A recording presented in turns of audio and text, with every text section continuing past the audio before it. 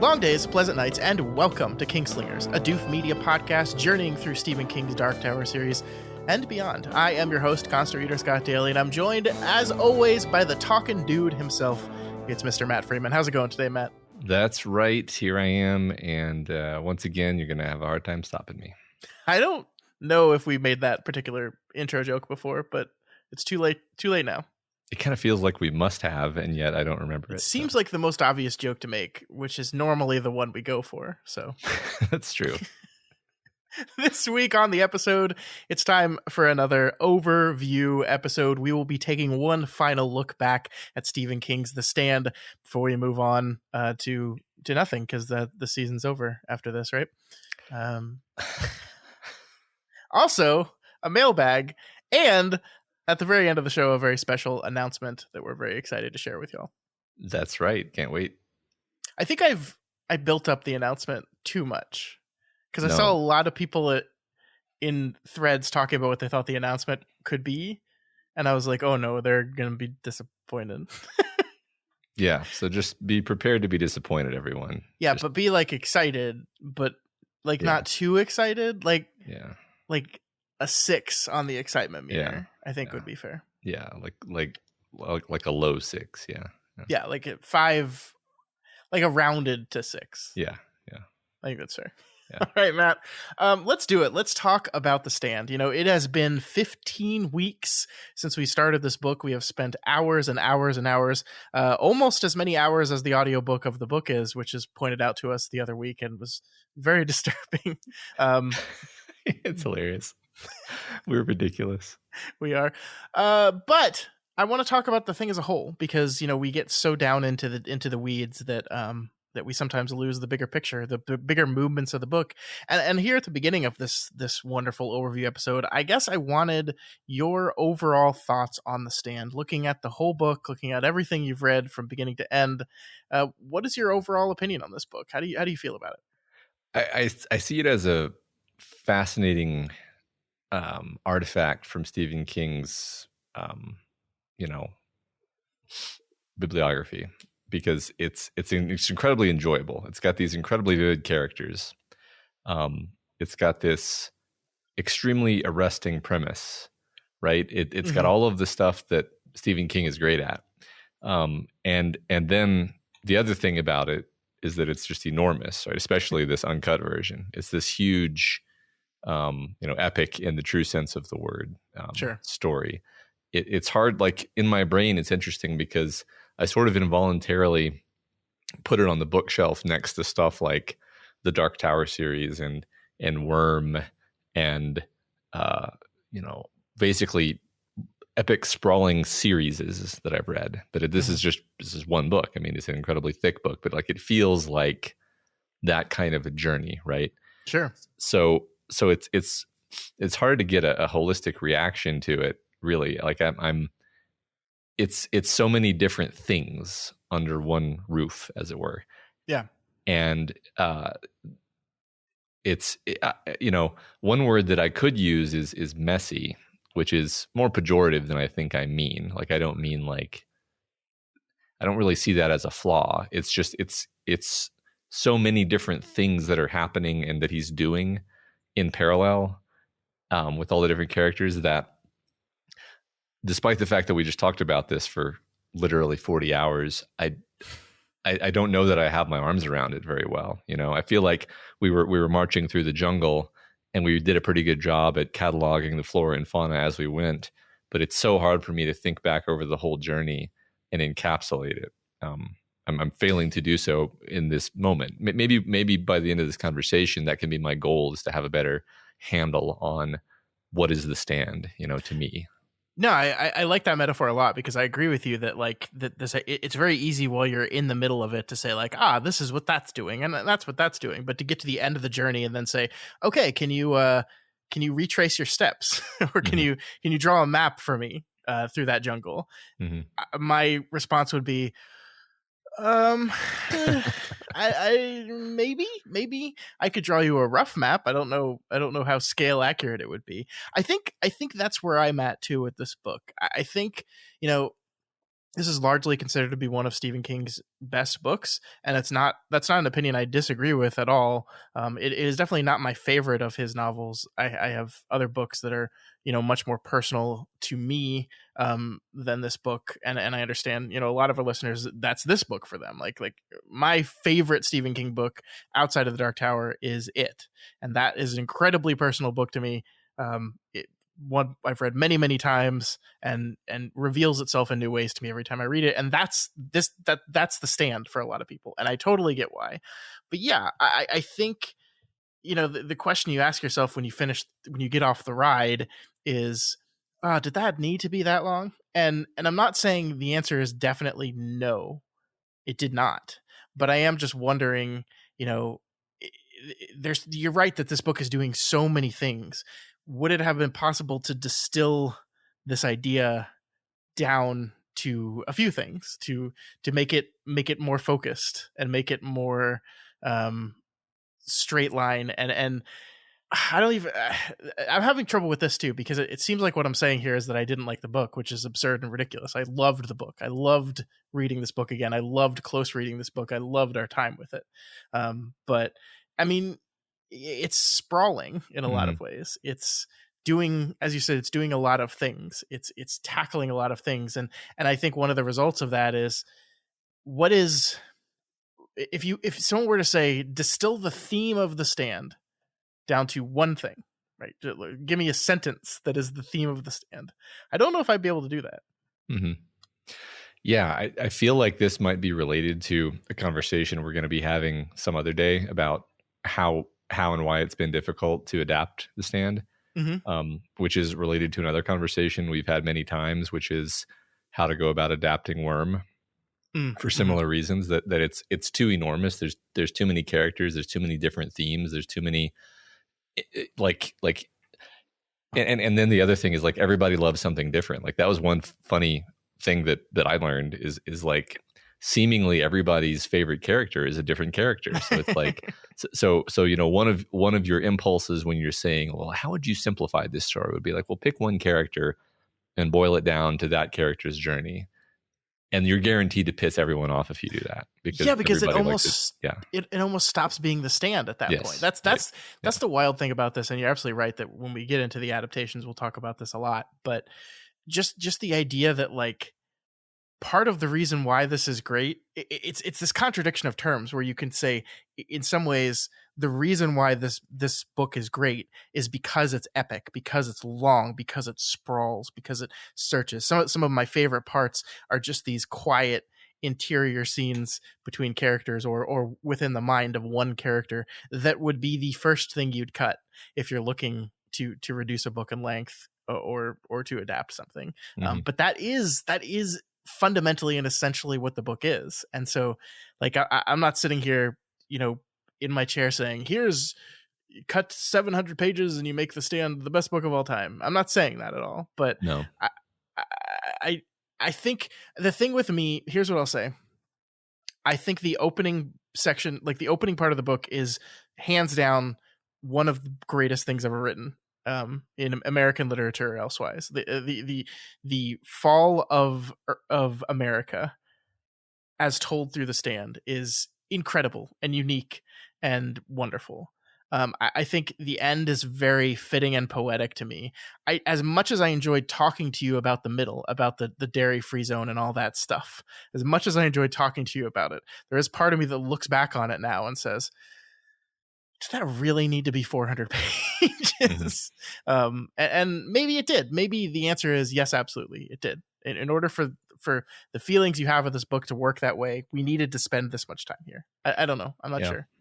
Yeah, that's what's fascinating about it, is, like, I think, well, like, what would you take out, right? Because it's all good is the thing. Like, all of the stuff with, like, sort of the corruption of Harold Lauder, and one is tempted to say that the statements about the downfall of America are only really sort of completed in the part in the Boulder Free Zone where they're talking about the resurrection of either America or some other sort of thing, and also the other thing, I think, just a meta comment about the whole thing, is, like, this to me is the Stephen King is a gardener book.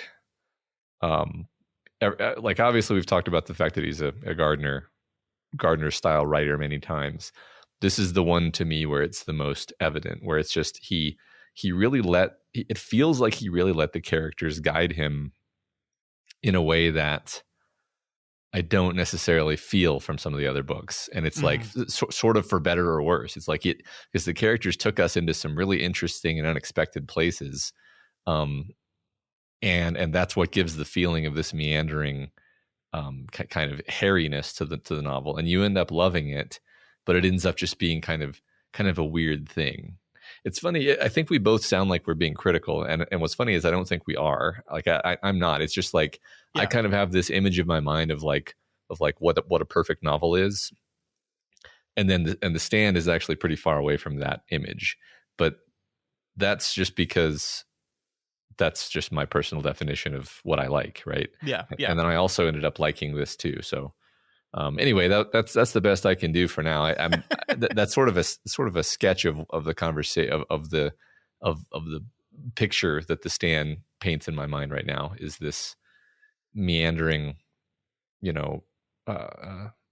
mess of rivers going across a chaotic, turbulent landscape, and then culminating somewhere.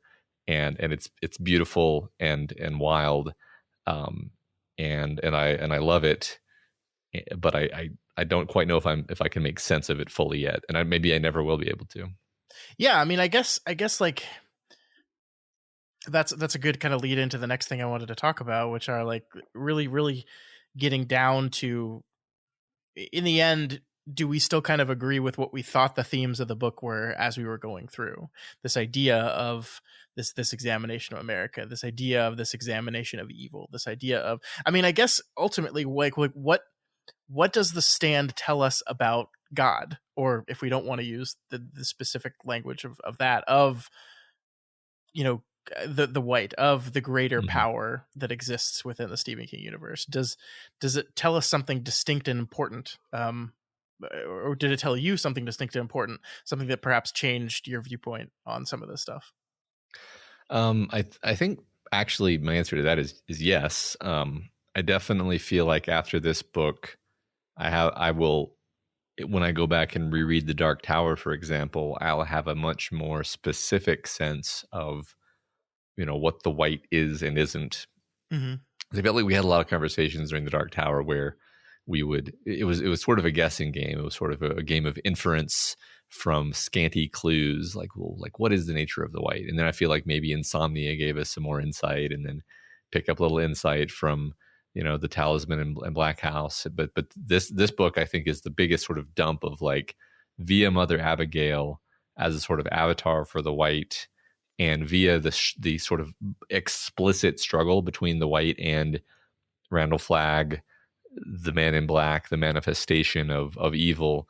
Everything seemed a lot more immediate and explicit in terms of what King is saying about the nature of the universe and the struggle between good and evil in the universe. And we talked more about I never say the word right, theodicy. The idea of like why is there evil in a world with God in it. We talked more about that in this book than anywhere else, because this book really confronts that very directly with the whole horrifying epidemic, and then the nature of Randall Flagg and all of that stuff. Yeah, I mean, I see this book as a struggle the author is having with that same question. And I think one of the most fascinating things about it is I don't think the book has a definitive answer on that central question. Or if there is a definitive answer, the definitive answer is, I don't know. Or perhaps I can't know. Perhaps it is not for me to know and to understand the answer to that question. All I could do is, live and believe and stand. That's all. In the end, that's all you can do. And I mean, I guess that's not a satisfying answer to a question for a lot of people, but I think that's one of the great mysteries of life, is that we're always going to be searching for answers to that question and questions like that. The questions of why I am here, what am I doing, what is my purpose, why are all these bad things happening to me, what have I done? These are innately human questions Mm-hmm. that don't always have satisfying answers. And I think this is a book really trying to look at that and seeing, well, can we find an answer? Is there a way to find an answer? Can we personify the idea of good and evil? And in that personification, in that characterization of good and evil, can we come to an answer about these things? And I think the answer he gets to is no. Not even if you distill the concept of evil into one man can you get an understanding of why evil happens. It just does. And I think that's the greatest reveal of Randall Flagg in this story is he doesn't have a plan. He doesn't have a purpose. He doesn't have an idea. He just exists. He just does these things because he feels like he should do them. That's evil, right? It doesn't necessarily have some long-winded plan or reasoning behind it. It just does. That's it. That's it. Yeah. Yeah. I think that is right. You know, we talk sometimes about what we would ask King if we could ever talk to him, and one of the things I would say is, you know, when you were walking into the stand, were you thinking, I have this specific idea regarding the question of theodicy, or were you thinking, I have a question in my mind, I want to explore the idea of why is there evil in this world? Why is there horrible things in a world with a supposedly all knowing and all powerful God? And then he used the book to explore that. And I would guess the latter. Like, I would guess that he came into it with some ideas and some inclinations, but he didn't know where it was going to go, and he didn't know what he was going to find out. Yeah, I mean, you wonder how much of an exploration of America is intended from the beginning, and how much of that just kind of naturally came about by the conceit of the novel. You know, this idea is like, okay, you know, the government's going to create a super flu and it's going to escape and everyone's going to die. And so you come with that kernel, and maybe you're thinking to yourself, maybe we'll use that to kind of critique America. But I think this book becomes so much more than just a critique of America. It's an exploration of America. It's the highs and lows. I was reading, I went kind of on a journey, Matt. I was trying to find some original reviews of the book when it came out in 1978, just see what people said about it right when it came out, because I was kind of curious. I wasn't able to find that, but I did find a review from the New York Times from when the complete and uncut version came out, written by a man named Robert Kiley. Not, by the way, a very favorable review. He said some mean things about the book in a very highfalutin, you know, I'm better than you literature kind of way. The exact type of people Stephen King can't stand. But he did say something interesting that I wanted to read real quick and then maybe discuss with you here. He says, all of the characters and situations are virtually all reproductions of American cultural icons. L.A. Law meets The Wizard of Oz. On the Road meets The Grapes of Wrath. Rebel Without a Cause meets Walden. Lil Abner gets lost in the House of Usher. Huck Finn finds Rambo. The New England we see is Norman Rockwell's. The West is John Wayne's. They are often pointed out lest the reader miss them. So this idea that, like, this is indeed in DNA kind of a reproduction of America in a lot of ways. Yeah, I love that bit.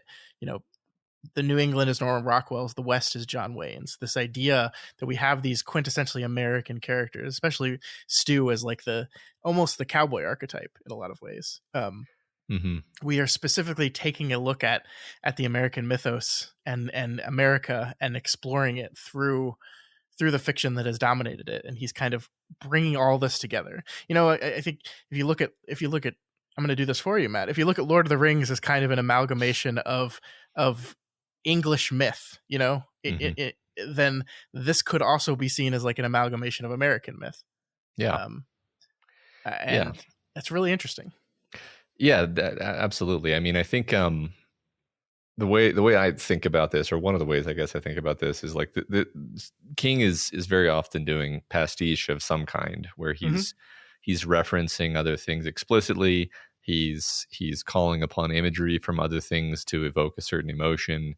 Happens all over throughout the Dark Tower, obviously, and then I think he just kind of, you know, I think he does it everywhere basically. And basically, you know, we talk about this. We end up talking about this a lot actually across all of our different shows and analyses, because I think one thing I basically said is like, people have a irrational negative reaction or like fear of tropes, where they'll be like, oh, that's just a trope that he's using. And it's like, yeah, everybody's using tropes all the time. A trope just means like a convenient pattern of storytelling, a sort of paintbrush that you can use to reliably create a certain effect in your story.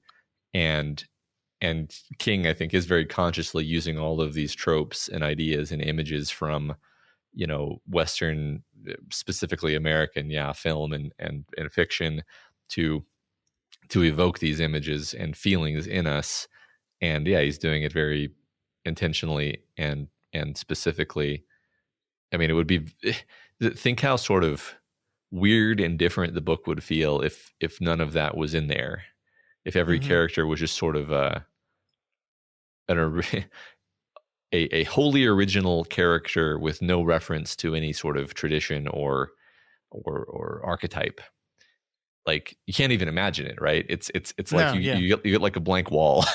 And it's because the way our imaginations work really is, we sort of ping off of things that are that this characterization of Stu, that's the down home good old boy, Southern Texan boy, widower. You paint that picture using convenient tropes, and that's good. That's actually good storytelling. I agree.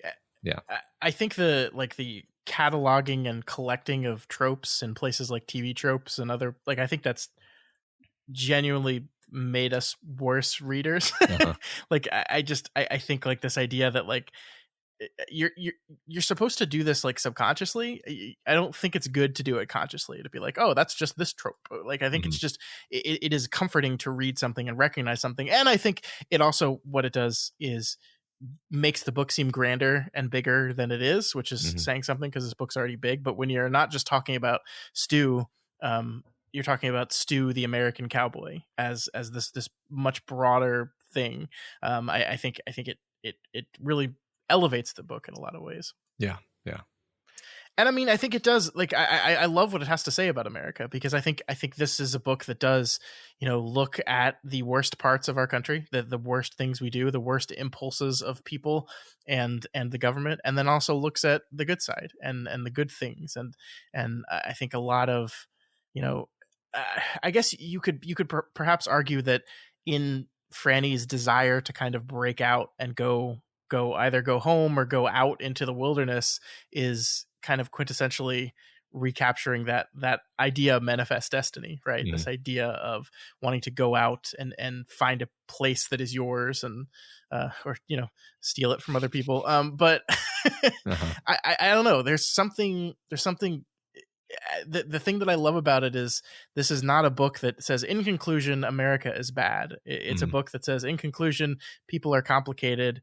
A lot of times people do bad things. There's a lot of bad systems out there, and we should be mindful of this badness constantly, and be ready to stand up against it when we need to.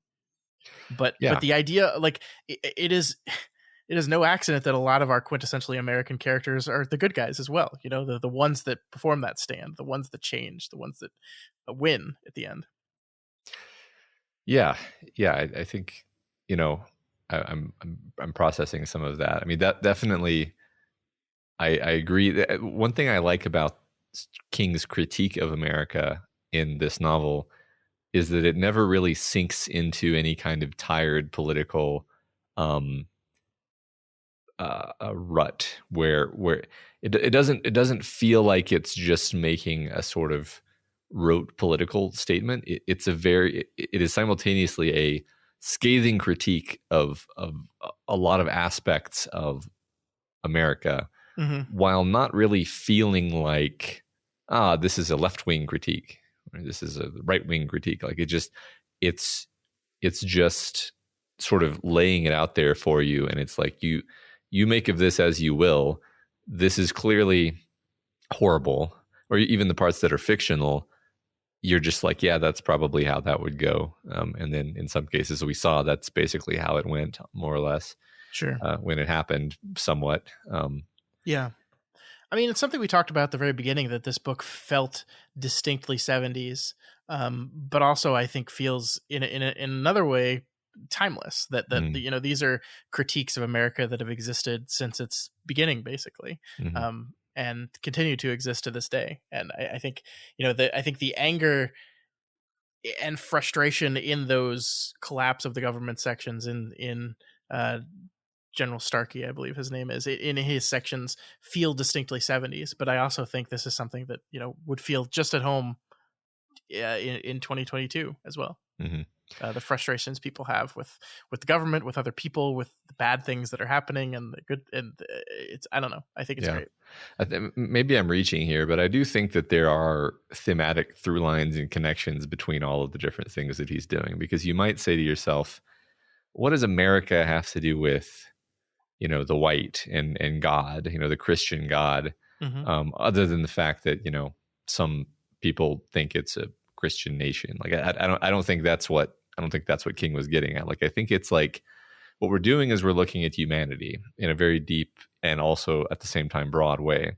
Mm-hmm. And so the question of like, America is a rare place because it's a republic, and it's been a republic for over 200 years, or I guess it was around 200 years at the time the book was written, right? So Mm-hmm. so a republic enables you to kind of look and see, well, this is what the humans made when they were given something approximating democracy, meaning this must be basically what they wanted. You can't blame anybody except the Americans for America. Which is not, you wouldn't necessarily say that about other countries. You can only say that about a country that's been a democracy for a good long time. And the result has a lot of problems. And so you say, well, let's remove the label America and just say, these are the problems. This is the kind of train wreck disaster that happens when you give human beings broad representative democracy type control over themselves for 200 years. There's Yeah. a lot of amazing progress, a lot of technological wonders, a lot of cultural sort of evolution and diversity in a lot of ways. Yeah. And then they destroy themselves inevitably. And then just to wrap up, what I was going to try to do there is to say all of the religion stuff is also about humanity. Regardless of whether you use the Christian label or what, it's about humans and their relationship with sort of the infinite. Yeah. No, I think you're onto something there. I mean, I think it makes the Boulder Free Zone section really fascinating because, one of the things that I think is just inherently true about every single system we have in place in this country and outside this country and in existence is that like it developed because people sat down and said, oh, what are we going to do about this? And so, we have to do this instead. And then like the thing that is America is like a compounding of millions of those micro decisions, right? Of Mm-hmm. like, how do we solve this problem? How do we solve this problem? How do we solve this problem? Oh, but that creates these 7 problems. We got to solve those with these. And like the thing that's so fun about the Boulder Free Zone sections are you kind of see that in microcosm. This idea that these 7 people get together and say, okay, we're going to create society. What do we do? What does that look like? And it's like, oh, we didn't think about this. Oh, what about if a person gets drunk? I mean, presumably people aren't going to murder anyone, but what if they do? How do we deal with that? How do we do it in a way that's the most fair, and encourages good behavior and peace and all these things? And like these are complicated questions that no one has answers to, and you try to build something. And like I guess the question is that the book kind of leaves you with is, will the Boulder Free Zone inevitably just become America again? If it's founded with the principles of America, but also with some more knowledge, will it make those same mistakes or will it not? And will it even be conscious enough to make those mistakes? Like you don't realize the mistakes you're making as you're making them. You only Yeah. look back on them and see, oh, like I love the story about like this guy becomes in charge of the cops and in the Boulder Free Zone, and their officer gets in a fight with someone and he gets injured. He gets badly injured, and like the natural response for someone who's in charge of the police officer is to say, we need to be protected. it is my responsibility as marshal or sheriff or whatever to ensure my officers are protected. So I'm demanding you allow me to equip weapons that will protect my men. And that's a perfectly logical thing to do. That's that guy doing his job, not thinking about the further repercussions about like, oh, when you arm the police force, then you're creating an arms race, and like just things that happen constantly all the time. And I think that the beauty of the detail of the section is like it's not a question. There's not like, how do you solve it? Oh, we'll just do it, like Yeah. like just put all the homeless people in all the empty houses. And it's like, well, that's not, it's not that easy actually. And like I think this book really drives at how complicated all that stuff is. Yeah, sure. I mean, I think this book is a great antidote to your average, 18-year-old who has read one book about some political philosophy and thinks that they now have a perfect roadmap to fixing. Which we're not saying to be mean to 18-year-olds, because that was literally us 20 years ago. Referring to myself, of course, yeah. Because it does show you, like, hey, does your plan account for this? Probably not. Okay, what are you going to do about it? Okay, do you now see that has some knock-on effects? Yeah, exactly what you're saying. And the book, I don't so it's fiction, so it's allowed to presume things that are not true. But one thing that I still can't make sense of is, the book basically ends with Stu and Franny being like, we wish our children could look at the, basically the ruins around them and think, okay, this is a monument to a spectacular failure. We have to, whatever led to this failure, we have to not make the same choices. Whereas, we in the present day, we have an accumulation of small failures, but we don't have an epic world-ending failure to look at and say, well, don't do that, right? And it's not even clear. Like, that's maybe I'm intended to be confused about this or frustrated by it, because it's not even clear from The Stand, the novel, like, well, what were we not supposed to do? I mean, obviously we shouldn't have been doing the virus research. Yeah, don't make a super flu. Okay, well, we already fucked that one up.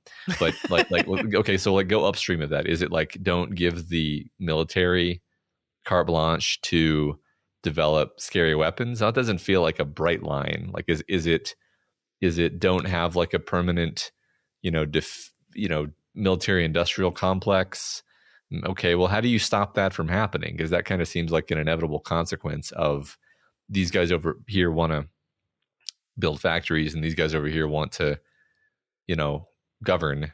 And it seems like there's a natural synergy there that just naturally gives rise to something like a military industrial complex. So how do you? I'm like, at what step were we supposed to say, okay, that's enough. That's enough, guys. Let's shut it all down, or let's go a different way. I don't think the book tells us. I think the book, I guess, is inviting us to ask that question. Yeah, I think so. I mean, I think you're right that because it's a book, it allows us to create this mass extinction level event, and saying, I wonder if part of this is cynically saying it is impossible for us to learn from our mistakes unless literally we have an event this big that makes us go, hey, wait a minute, we fucked up. Like until that happens at that level, at that scale, are we capable of course correcting in any significant way? And to your point, what does course correcting actually mean? What does it look like? And I think that the novel is intentionally vague there. I think there's not a definitive answer to that question. Like, what does King's idealized version of America look like? I guess would be a fair question. And I don't know. Not super flu causing, like, I mean, again, and that's a line to draw, but I think in general, the idea of, being mindful and being aware of the consequences of these kind of actions, like just Stu's speech at the end of the book really resonates me with this idea of like, just, teach your kids, this is what happens. If you go on a certain path, this is what happens. And maybe, hopefully, that will be enough. That will be enough to to create something new and different and better to avoid that kind of fate in the future. I don't know. Mhm. It doesn't necessarily speak well of our chances, because I think, again, the superflu event as an instigator of this change is not something, hopefully, that we will have to go through, or at least the survivors, because Mhm. I'm not going to be one of that 99%. Let's be honest No. here, or that 1% rather. No. Yeah, it's funny because I at the same time, like, I agree with what you just said, and like the book even ends with our characters saying, like, can we possibly learn to do better, and then saying, I don't know.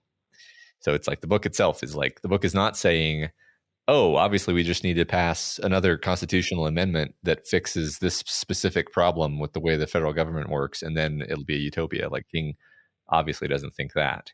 Mm-hmm. But it's not that he has nothing to say, because he does have this dichotomy between Vegas and Boulder, where Mm-hmm. they're sort of two different manifestations of America, you could say. Like, Boulder is an like kind of Jeffersonian, there's a lot of squabbling, there's a lot of inefficiency. People just kind of work on stuff because they wanna. And then in Vegas, it's this top-down authoritarian vision of it's a kind of America, right? It's heavy on the paranoia, heavy on the we're the best at building weapons and kicking ass, and we're very industrious. Like, they're very industrious, right? That's another American quality. Sure. And these two things are both sort of versions of America if you look at it from different angles. And King is definitely saying the Vegas one is bad. And the Boulder one, for all of its flaws, I think he is saying it's better. Like, I always think it's interesting when people complain about like political dysfunction in America, because I'm like, the dysfunction is the point. Like, it's a democracy. The fact that people are yelling at each other all the time tells you that the system is working. If there wasn't yelling, then that would mean that some faction had just won unequivocally, which would be bad. But what if it's the faction you like? I mean, my honest answer to that, I know you're joking, but the honest answer is, like, it quickly ceases to be the faction that you like if it doesn't have any accountability to the electorate, right? Sure. I understand. Yeah. So it will inevitably warp it in a way that it no longer. Yeah, no, I get that. Yeah. Yeah, no, I think you're absolutely right that the idea that we're given these two images of America and basically told. I like that, though. We're told, it's almost as if we're told that one of them cannot stand. Like that they're the interesting thing. There are these two visions, and the book's kind of final message on Vegas is this will collapse. This will invariably collapse. It will not go the distance. And then we have the Boulder version that probably will stick around, probably will survive in some way or another, but do we want it to survive in a very certain kind of way or not? Mm-hmm. And I think that's really interesting, because it's like this idea of, especially to think about right now, in a country where people are using the word fascism a lot, and authoritarianism, and we're coming right up on the midterms here in America, and it's something that a lot of people are very concerned about. The book's kind of view is like that type of system will invariably collapse, and of course it'll hurt a lot of people before it does, but that's kind of what King seems to be saying, I think. Yeah, I agree. That's what he seems to think. I mean, I do wonder, just while we're riffing on, like, what would King think if we asked him, like, have you changed your mind about America? Are you more cynical now? Are you more optimistic now? Clearly, the world hasn't ended, but you didn't necessarily think the world would literally end. It's a metaphor for something. So is this? Are you disappointed in America? Is this? Did in your mind, did America take the Vegas track, or did it take the Boulder track? Unfortunately, I think I know what his answer would be, but yeah, I think so too. I think you can just read his Twitter to know what his answer would be. Right. Yeah, that's a really great question, and one I would definitely ask him.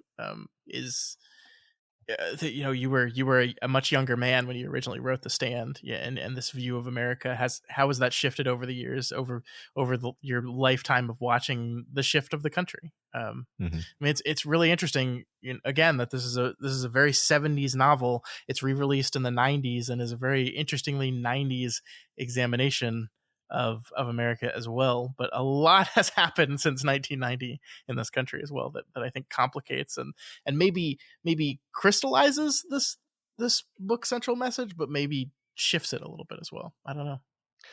Yeah, that's I like that. Okay, so we've been talking about this for a while, and I want to get into Mailbag, but I just got to ask you, Matt, why do you hate Stu so much? Why do you do it?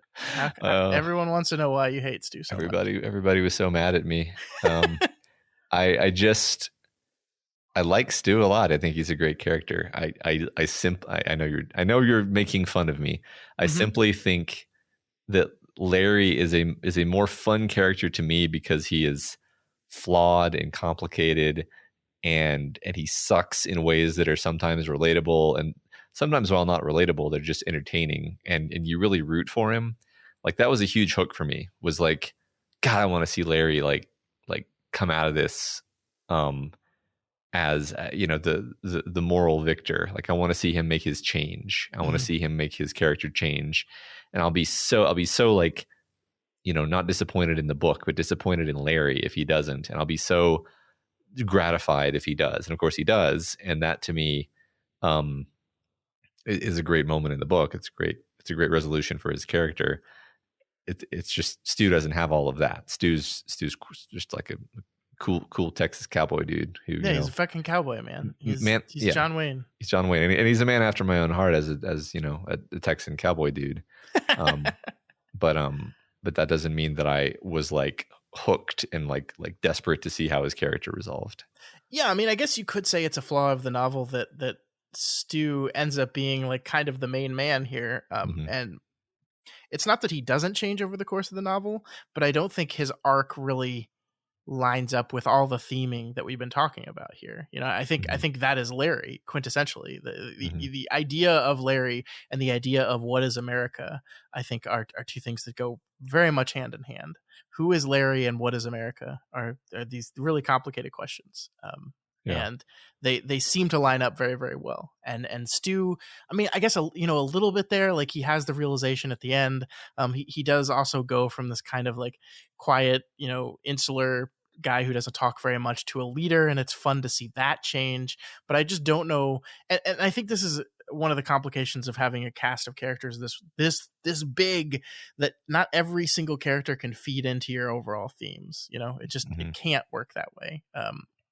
And because there are characters like Larry and Harold and Nadine and even Trash Can Man a little bit and Lloyd, and Nick to a certain extent, and even Franny to a certain extent, because these characters I think do a good job of tying into those themes. The characters that don't, as much as I love them as people, fake people, but people like Stu, I agree with you. The kind of reason I keep bringing this up is because I'm thrusting the hate on you, but I essentially agree with you about this. Yeah.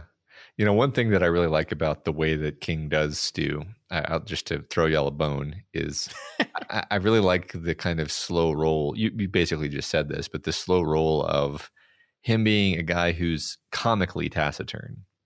Like, he'll respond to Glenn's multi-paragraph soliloquies with like, yep. And then he turns from that into a guy, and as he begins to kind of find himself, he has this kind of aw shucks attitude of like, well, I don't know why you're asking me about that. I'm just a good old Texan boy. And then he kind of does the thing that the judge says to Larry, which is like, have some self-righteousness. Like, he knows his mind, and he's going to do it the way he knows is right. And maybe he's going to even have to argue with people. And goes from being incredibly laconic to being the guy who sort of leads the meetings, right? And he has a talent for it, right? Larry points out that he's got a talent for it. He knows how to manage the crowd. He's like the perfect mix of like effortlessly funny, but also you take him seriously. And I love that, because it's relatively little sort of explicit attention is drawn to this shift, but it's very fun to experience regardless. Yeah, no, I agree with that for sure.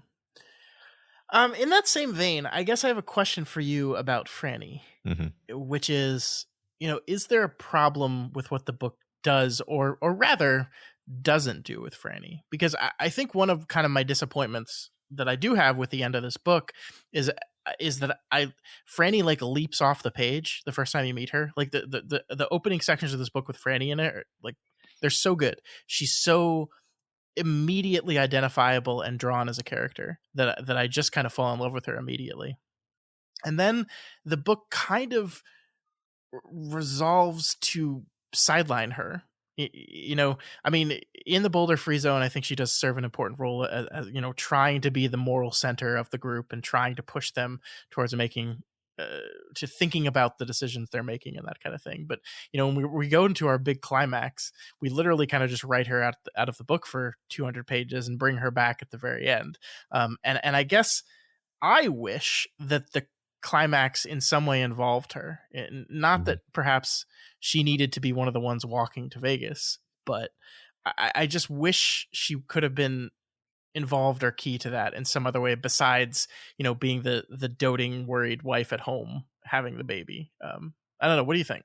Well, yeah, emotionally, I totally get what you're saying. I mean, I'm sort of doing intellectual backflips right now to try to figure out, like, well, maybe it had to be this way, I agree. So yeah, first of all, agree with you that she may be my favorite or second favorite part of the beginning of the book, because I really like Larry's stuff too.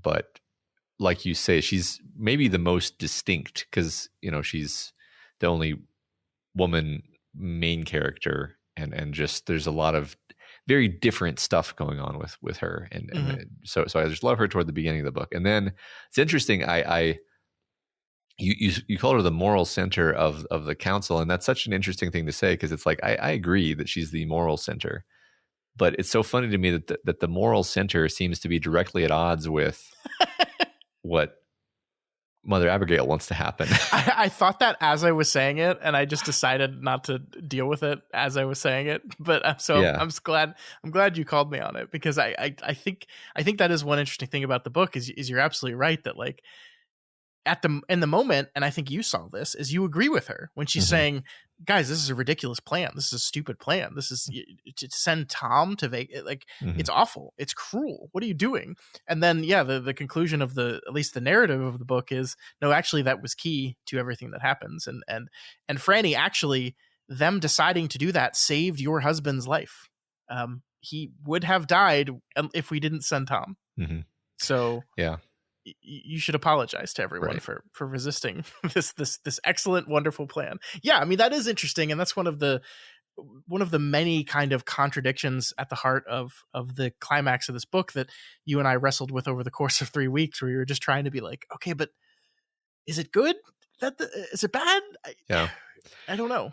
Yeah. I mean, maybe you could say that she's the voice of common sense and reason on the council, which puts a different light on it, because every time she says anything, you're like, yeah, duh, obviously, right? But it's like, well, this is a mission that calls for madness, basically. It calls for faith. It calls for irrationality. Sure. Our enemy here is the rational, after all. And so listening to Franny, whose suggestions are entirely reasonable and empathizable, is in fact the wrong call when you're fighting evil. That I want to drill down on that for a second, actually, because like when you're talking about whether to paint the bike shed blue or purple, you should have reasonable common sense arguments. When you're fighting evil, you might need to leave that behind. Maybe that's what we're doing here. I don't know. I like that. I do. I like that. Yeah, but it again kind of shelves her as a passive actor in all the events of the end of the book a little bit, which is just a little bit of a bummer to me. This is something that I think King does with his female characters, at least early King, quite a bit. Like, I think the same thing happened in Salem's Lot with Susan in that book. She was just kind of, again, a character that was drawn so fantastically at the beginning that I was just really into. The early depictions of Susan in Salem's Lot, I really liked her. She seemed like so vibrant and alive, and she had wants and needs. And then, the book just kind of, we're done with you. Yeah. It's funny. I'm wargaming in my head, like, well, what else could you do with her? And I'm like, most of the answers I'm coming up with are like things that sort of turn her into a problem for the. So like, for example, she says, all right, Stu, good luck on your journey. I'm really mad at you for going, but and then Sue leaves, and then she like gets on a moped and just like follows behind them at a distance of 5 miles just to like Sure. keep and then of course that ends up screwing everything up because it's like against the whites' plan. And so then it's like, well, that in a certain sense that becomes an even bigger problem with your character because now she's like an obstacle. It would be really, I'm not saying I don't want to see the story do this, but like it would have been fascinating if Franny had effectively become an antagonist to our heroes who are trying to defeat Flagg, because in her mind it's like she doesn't take the religious necessity of it seriously. Yeah, again, I'm not saying I want to see that happen, but Yeah, no, that's interesting. I mean, I think you're right. I think in the story as constructed, I don't see how she has a role, but I think that is, again, perhaps a flaw of the story, that it was constructed in such a way that she has nothing left to do. I mean, I think like probably the problem we're talking about right here is the same thing that King probably struggled with, which is like, okay, I've got this idea. They're going to go do this final stand. Oh, okay, Franny, what do I do with her? yeah, I mean, Okay, I'm definitely gonna make her kid Jesus, so I can't kill her. mm-hmm. But everyone that's gonna go there is gonna die except for Stu, and it would feel weird if like the two of them get, like, Yeah, I don't know. It's definitely a self-created problem for sure. and I just wanted to be clear. My problem is not like this is an unrealistic choice for this character. It's like, no, actually, this is basically what I think Franny would have done in this situation, as King has set it up. Mm-hmm. It just makes you wonder, like, well, how could you have tweaked the initial conditions and surrounding parameters to come up with an outcome that gave you a little bit more Yeah. Franny being active in the story? Yeah, a little bit more of the Franny we saw in the Mhm. opening of the story when she broke up with what's his name. Yeah. More of that Franny. Dead guy. Yeah. Dead guy. Yeah. Okay, one last thing before we move on to the mailbag, Matt. Okay. I want to talk to you briefly about Randall Flagg, because obviously this is, the guy that connected us to the Dark Tower. We've seen him. This is the third time we've seen Randall Flagg now over the course of this show. And I'm curious how you feel about him, how you feel about this depiction of who he is versus Eyes of the Dragon versus how we see him in the Dark Tower. What is your thought on this guy?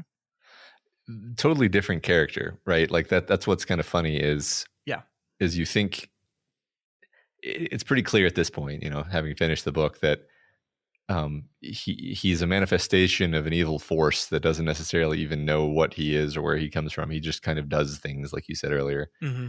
And so this is just a different Randall Flagg than all those Randall Flaggs, but at the same time, he's connected to the same font of evil, which I would call, the Crimson King. Yeah. I generally agree with you that, like, whether it be other levels of the tower or what have you, this seems like a different person than the other two that we've seen. And I think this is my favorite iteration of Randall Flagg. Mm-hmm. We already talked about that randomness and that chaos. I think that is the version I enjoy the most. As a lackey for the Crimson King, I get it. I kind of like the idea. Like, I think it is broadly true based on our understanding of the cosmos of Stephen King, that in this story he is also just a lackey for the Crimson King in a lot of ways. Mm-hmm. But I love the idea of him being unknowns to him, right? He's just acting, he's just doing, and he's doing at the whim of these larger powers that he doesn't even fully understand either. I like it. I like the chaos of it. I like I'm just really into this trope we do in fiction a lot of times, where we meet this guy, and the first time we meet him, he's so scary, he's so overwhelming, he's so powerful. You wonder how the hell our characters are ever going to be able to defeat a force like this, and then by the end of the thing, he's laughable. Like that, a person like Glenn can look at him and just laugh about the idea that, you know, we were ever even worried about you. I love that journey for an antagonist, and so I love seeing him here. It's not to say that I don't enjoy the other two versions of Flag. I do. There's plenty to like about the Man in Black, and the kind of the zaniness, the goofiness of the Man in Black a little bit. There's plenty to say about the evil vizier that is the Eyes of the Dragon, Randall Flagg. But this one feels the most like my Randall Flagg to me. Yeah, it's fun to see what he does when he's put into positions of power, and the kind of horrific stuff that he gets up to is fun in a kind of horror. Oh, that's so horrible, that's so gross way. And again, I think him being in a position of power gives you more insight into King's view on the nature of evil. Because again, as we pointed out before, I think I would have walked into this book thinking that Vegas was going to be some kind of a like clearly despotic nightmare, or you know, an orgy of excess and sin. And it's really neither of those things. Like it's a heavy-handed police state, but not so bad that the people are actually overtly miserable. Like it's that sort of, you know, East Germany thing where they're like, of course we're all having a great time. Just don't think about it. Just don't think about Flag. Just don't say his name, and we can all have a good time and just have 2 beers and then cut it off. Cause you know why, you know, like just the sort of double think, dystopia, which is fun to me, like that he chose to go that way and not one of the more visibly horrible directions. Yeah, I agree with that. We'll have more to say about that in a few weeks, I think. Yeah. All right. I think that's all we had. Of course, we're going to talk about The Stand more in your questions, but those are the things I specifically wanted to talk about with you. So let's move into our mailbag and let's talk about some of the stuff that some of our listeners want to talk about with you. All right. So Renee Runn said, I see that the 1994 version of the miniseries is not streaming on justwatch.com. How are you planning to watch it? Yeah, I love Just Watch, but it let us down here, Renee. It is in fact streaming somewhere. You can purchase it on Vudu for $5.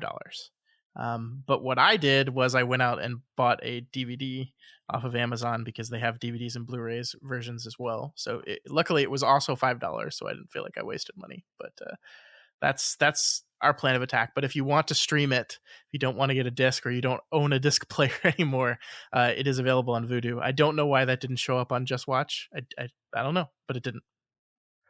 All right. The next sub question from Renee is, of all the books in season 2, which one would you most want to go back to for another read and why?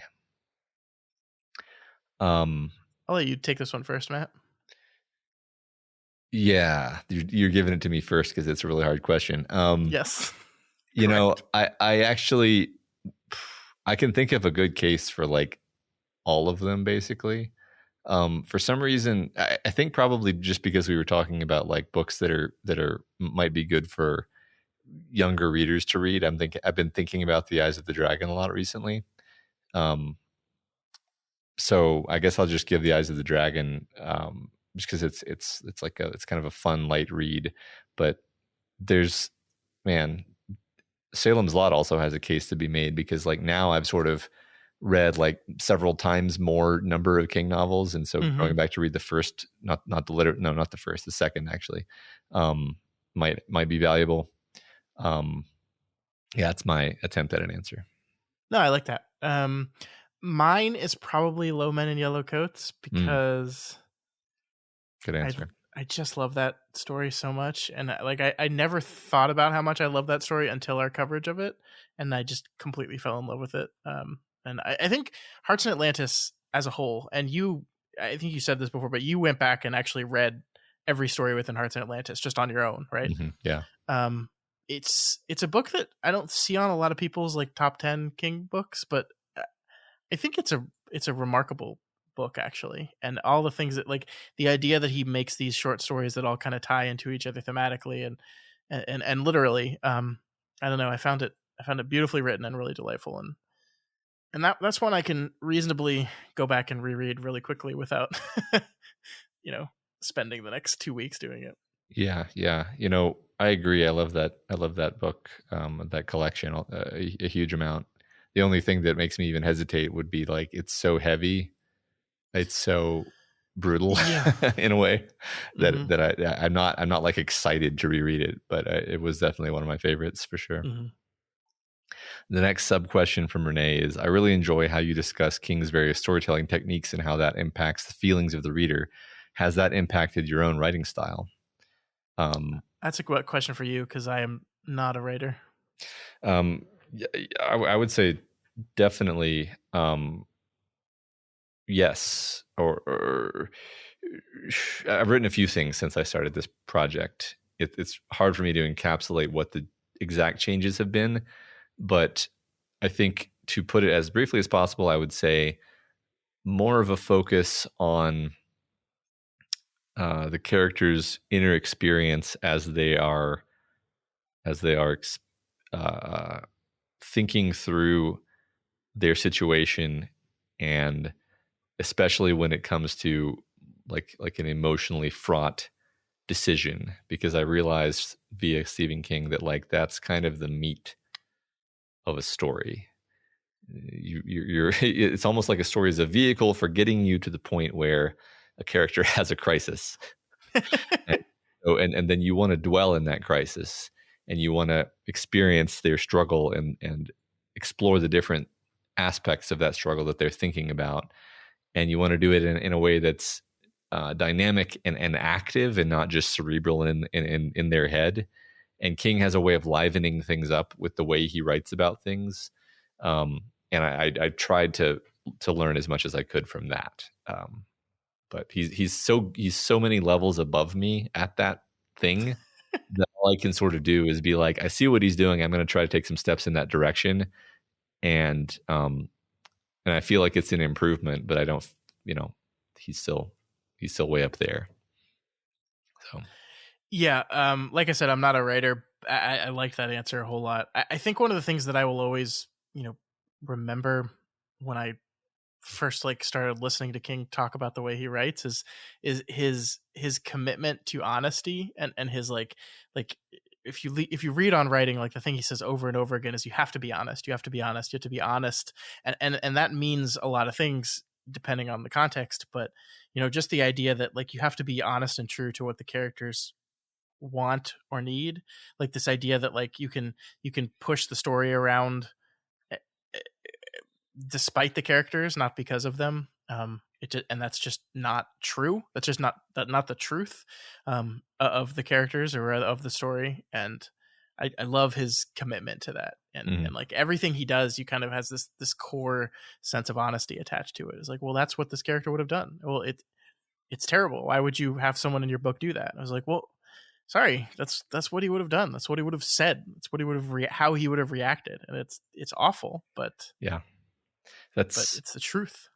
I think this question helps me crystallize something that I noticed, which is like the let's say that he needs Bob to get to the courthouse late, but Bob is really punctual. So how am I going to do that? I can't make him get distracted because he's punctual. He wouldn't. Okay, I'll just give him a flat tire. So like that's the solutions that a gardener like who's devoted to character honesty. The solutions he comes up with are things that look exactly like Ka, which helps me understand Ka better, where it's like the stuff that I have to do to make the story move along, even though the characters aren't necessarily going to be happy with me about it. Yeah. One thing you'll see in a lot of subpar writing, and I see this in TV all the time, especially as a TV show, goes on for many, many seasons, where they're like trying to come up with plot lines and trying to come up with conflict, constantly trying to come up with conflict. And a lot of times in order to create the conflict, they just need to bend their characters a little bit, we got this idea. We have no other ideas. This is our idea. The problem is none of our characters would react in a way that makes this idea work. So we'll just have this guy. He'll just act a little different in this episode for some reason, and that I think is becomes very apparent, especially when you have watched the show for long enough and know the characters really well. And I think at least I'm confident enough to say this definitively here. I think that's something that I don't think Stephen King ever does. That he always will find a solution that is true and accurate to what his characters believe, represent, and want to do. Yeah, that what you're describing is the narrative equivalent of watering down your liquor. Yeah, absolutely. All right, next we have Pear Jane, who says, "Baby, can you dig your Sam? And I spent hours dreamcasting The Stand and every Stephen King book when we were younger, and much of the 1994 cast feels spot on. So my question is, if The Stand were produced for TV today, who would you cast? How would you flip genders, race, etc.? Since we haven't seen a Stand adaptation for 30 years, I'd love to hear who you'd like to see in it." Because we have not seen a Stand adaptation for 30 years. We haven't, period. So Pear Jane is pretending that one adaptation doesn't exist. Matt, I don't want to disappoint Jane here. I am so bad at fan casting. I legitimately read this question last week and then spent the course of the next week going like, all right, let's think about this. Stu. And if someone were to throw out a name, I would immediately go, yes, that's perfect. But coming up with the name myself is something I'm just so freaking terrible at. I don't know why my brain just doesn't work this way. So I'm sorry, Jane. Like, as far as specific individual people, I'm not good at this. I'm curious if you have any skill in this at all, Matt. Well, my problem is that my brain doesn't recognize that aging is a thing because like, and then also I just sort of return to my favorite actors, which is a very sort of lazy, it's like, here's an example of a demonstration of both of those problems at the same time, which is, you could say like, who'd make a great Ralph. No, that's not good. Who'd make a great that military commander guy, Bryan Cranston. And it's like, okay, he's way older than I'm recognizing now, and also he's just my favorite actor, so of course I want to put him in that, right? I mean, I think the cool thing about fan casting though is that like you can do whatever you want. You can do whatever. That's true, but like the thing that I always find with good TV is like you see an actor you've never seen before, and then they're like somehow perfect, and you're like, well, I never would have. I don't know who this person is, so I never would have done this with them. I think like in the creation of TV and movies, like the casting director does not get enough credit because that is such an insurmountably difficult job of getting a 3-paragraph character description and then having to be like, okay, let's look through everyone that wants to be in this movie and figure out who would be the top ones that we can show to the director. Like it's just impossibly difficult decision. Yeah. I think I'm going to focus on kind of the second half of Jane's question because it's a little easier for me, which is like, how would you flip the genders and race and stuff? Because I think that's a really interesting opportunity to put your stamp on an adaptation. I will say, and I know you haven't watched it yet, but as much as I have issues with the 2020 adaptation, I really thought they made some really interesting decisions in that regard. I really thought the decision to race flip Larry in particular was really interesting. To make Larry a black man, I thought was very interesting, considering all the conversations we had early in the book about Larry and him kind of code switching to black, quote unquote black voice when performing. To do something different with that, I thought was really interesting. It's if you're thinking of it as like a true adaptation where you're sort of updating it for the moment and the medium, then you might do some pretty wild stuff. Like, instead of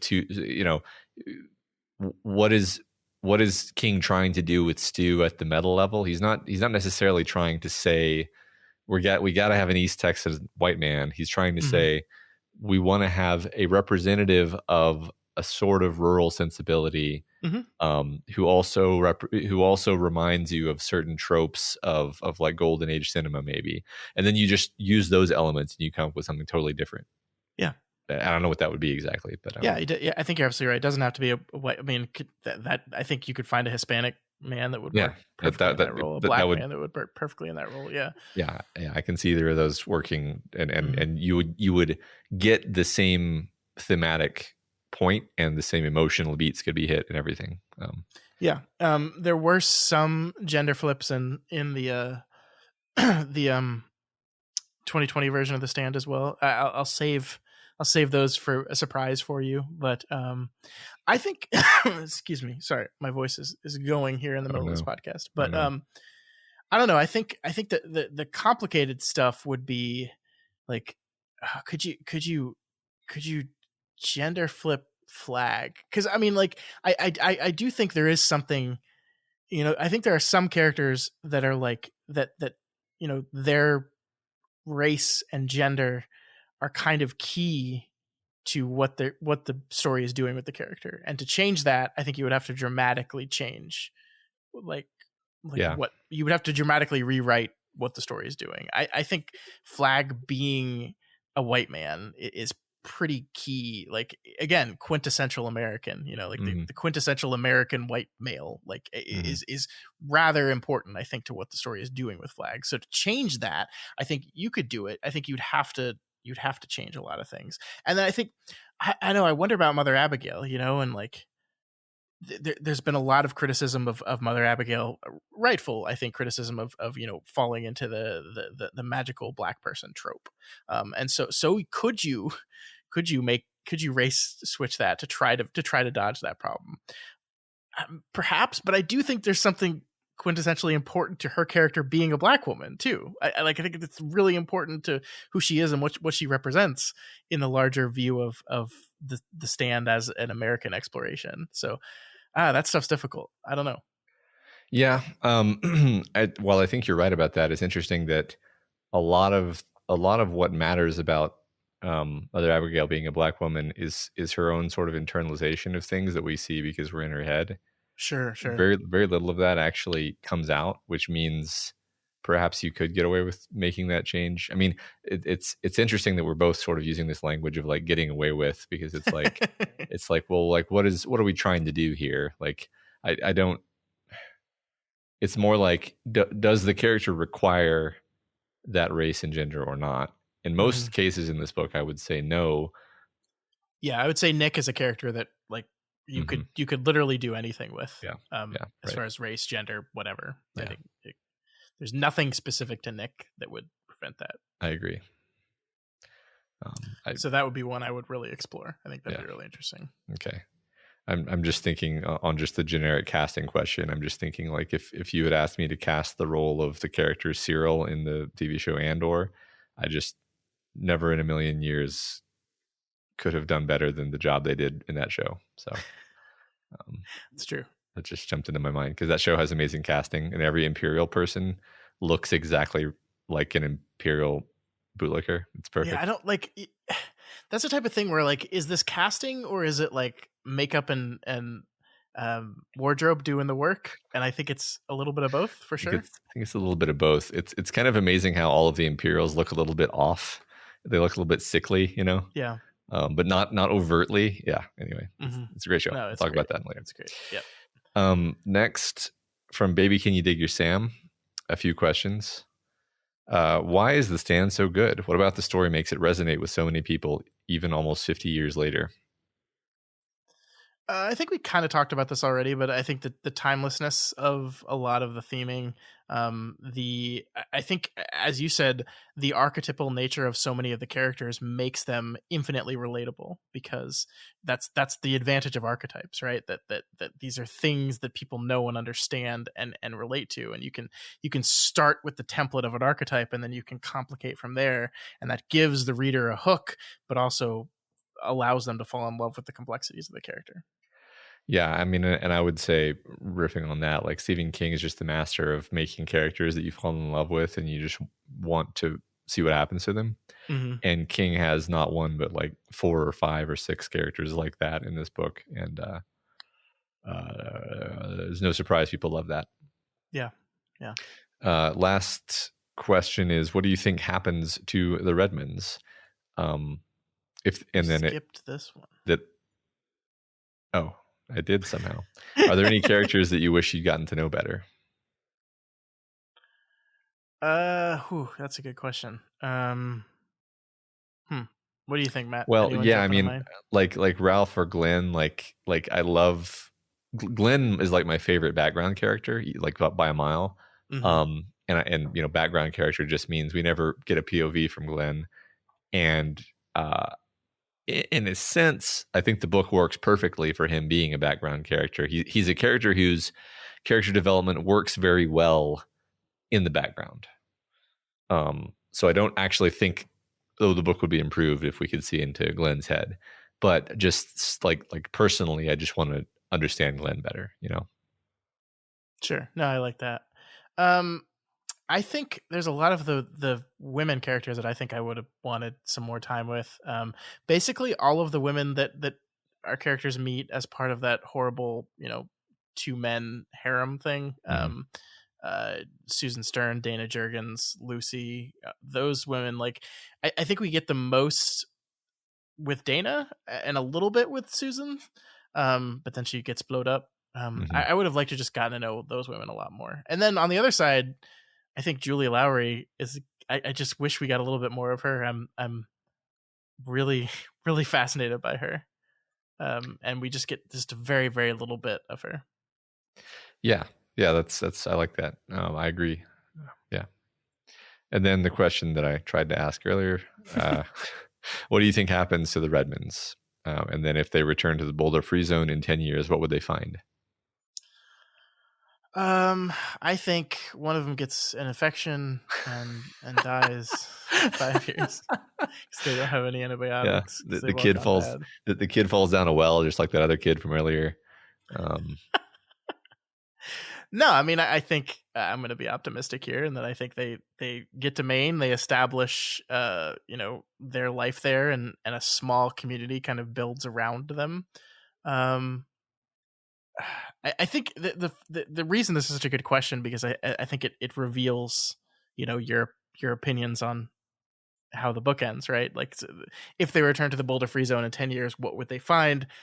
If you say, a fully functioning city that has actually bled its way into Denver and is now like a huge metropolis again, then you're taking a different tack to the person who says, I think it'd be a small little community, but most of the people have left and spread out.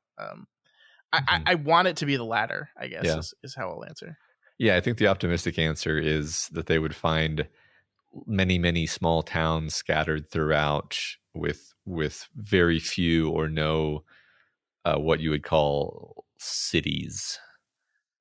Lots of people sort of doing local farming and barter, and maybe managing to live with minimal electricity, sort of return to the earth style way of living. That would, yeah. How many years do you think before the United States in this story has a federal government again? If ever. Yeah, I think the answer is never. I think that a new, you would have the Republic of Colorado. You'd have the Archduchy of Florida. Yeah, because the only way you make and then maybe on an even longer timeline, then there's another, confederation of those countries, which could look something like the United States, but could also be a much looser grouping, like the Eurozone. What do they call that thing? The what? Europe. What's the name? What do they call Europe? What do they call the European Union? There it is. Oh, EU. yes. Yeah. So yeah, I don't think super long time, and maybe never turns back into anything like the United States. I like that. Cool. All right. We have okay, who asks, fingers crossed the special announcement is the start date for the Lost podcast. What will it take to get Matt to buy in? It is not. Let's just go ahead and say that now. It is not the Lost podcast. But as far as that second question, I'm gonna be honest, folks. We basically found out 2 years ago that we cannot run two of these hyper detailed shows at the same time. Like we just don't have the time to do it. Like with the amount of prep work and time that goes into making it, preparing for it, releasing it, like it's all we can do to do this show and our other show, along with a monthly book club. We're basically at the end of our time there. So what will it take to get Matt to buy in on a Lost podcast? The answer is more time or less other podcasts. Or somehow persuade me that it's better than I remember it being, which would make me more excited about it. But that's honestly. The whole point of the podcast is just in full seriousness. Do you really want to listen to a guy who didn't particularly like a show talk about it for no, because you're yes, because you're wrong, and I'm going to explain to you all the ways in which you're wrong, and everyone loves hearing wrong people told why they're wrong. Is that true? I think so. I'll think about that aspect of your answer. I'm not sure that I buy that. I think what if I just become angrier and more sullen with every episode? Yeah, so, I mean, I think the honest thing is that if that were to happen, it would not happen until several seasons into the show, because I think even you will find the first season and most of the second season rather brilliant. I mean, you do have a point that, like, getting to the point where it's just me sighing at you and you being super negative is a potential end point for the show. I hope not. But I try not to be negative. So I mean, just seriously wargaming this out. Like, I actually agree with what you just said, that the beginning of Lost is actually really good TV. I just feel like they really lose their way at a certain point, and then it would be really painful to go through that. But anyway, that's my current feelings. Sure. Okay. Yeah. Like, okay, also says, if you could cross-contaminate the Stand by adding any character from the Kingverse, who would you insert and why? I feel like my question for who from the Kingverse would I put in anything is always going to be Eddie Dean in any situation ever, because he's wonderful and he would make any situation better. Yeah, he would. I mean, the first name that jumped to my mind was Jack Sawyer, actually. Oh, I like that. Because it would be, I think he would maybe have some interesting interplay with some of the, like, faith elements of the story. And it also kind of depends on, like, what version of Jack Sawyer you're taking. Are you taking young Jack Sawyer? Or are you taking Capisman Jack Sawyer? I do think this book has a shortage of hyper competent children characters. Yeah. I mean, obviously there's Joe, but he's not a huge part in the book. It would be really fun for young Jack Sawyer to just completely foil Harold's plot and shoot him. Wow. I went there. Okay. All right. Next from Shenanigoats. How does Randall Flagg in The Stand compare to his depiction in The Dark Tower and Eyes of the Dragon? I think we talked about this before. We did talk about this a little bit. He's totally different. Yeah, totally different dude. I mean, are there the follow-up question Shenanigoats has here is, what would you consider his most essential traits? Are there any traits that are so essential that you see them in all three versions of the character? Yes. So compelled to fuck shit up for his own entertainment that he eventually undermines himself and destroys himself. No, I think that's the answer right there. No further discussion necessary. Because as different as the characters are in all three of those, that's what happens in all three of those. Yeah, I agree. Now we have Gerardo, who says, how surreal was it for you to read The Stand during COVID? Did you feel it more deeply with current events? I read The Stand in early 2021, and it was utterly eerie. I would say that watching Captain Trips unfold in the story is perhaps the most horror I experienced reading a book, given the real-life circumstances. You know, with the exception of, like, the very beginning of the book, I actually didn't think about it too much myself. I mean, perhaps if we were reading this in 2020 or 2021, it would have been a different experience, despite the fact that I think I got COVID, like, literally the week before we started reading this. But I don't know. It wasn't on my mind that much, I think. What about you? Yeah, I mean, I remember during the actual pandemic parts of the novel that we talked a bit about the idea of like Stephen King nailing certain things, like particularly the idea that the government response would be extremely incompetent, Um, and but beyond that, I wasn't particularly like weirded out by it. I mean, by the time we started to stand, I feel like we were well out of the phase of the COVID pandemic that was um, really hard on everybody. Mhm. Yeah, at least mentally hard. Yeah, I mean, definitely we're still feeling the after effects, but Sure. the lockdowns are over, I guess is what I should say Yeah. specifically. So Yeah, again, I think it had I been like COVID, you know, I lost my job. I spent, 6 months at home doing nothing. It really messed me up, but I have had the last 2 years and a lot of life events to kind of process that and kind of try to move on from it. So it just really didn't affect me as much yeah. reading it this time. Yeah, it's interesting. I mean, I lost multiple blood relatives Yeah, to I have been COVID, fortunate enough to not have that. I know people, but no one I'm closely related to. but I just sort of put all that in a different box when I'm thinking about the stand. I think that might be a sort of protective mechanism so that I can just enjoy the book, maybe. Yeah, I mean, I fully admit that this is probably just my brain protecting me, and that Hmm. the reason I'm not feeling any of this is because my brain says we're just not gonna feel this right now, which Yeah, is which is a great mechanism of my brain, but maybe not super great. makes it easier to have a lighthearted conversation about the book. That is true. That is true. Um, all right. So randomnity513 says, since we've agreed that Tom is definitely going to heaven to meet Nick again, do you think Trash Can Man would go to heaven? And if heaven Nick can speak and heaven Tom can think, what would be the idealized version of Donald Merwin Albert be like? This is such a great question. Yeah. I mean, I think he'd be freed of the destructive compulsions and intrusive thoughts and other issues that he has, and because I think he would get to go to heaven. I mean, interestingly, King is so vague about the afterlife that it's, Hmm. in my mind, I'm like, is there even a heaven and hell, or is there just an afterlife where you kind of are freed from whatever bullshit you were dealing with in your life? Is anyone does King think that anyone is really so bad that they deserve eternal torment? I would bet that he doesn't. Yeah, that's a good question. I don't know. I think I'm trying to think through every single Stephen King book, which is a great feat to do here in 5 seconds.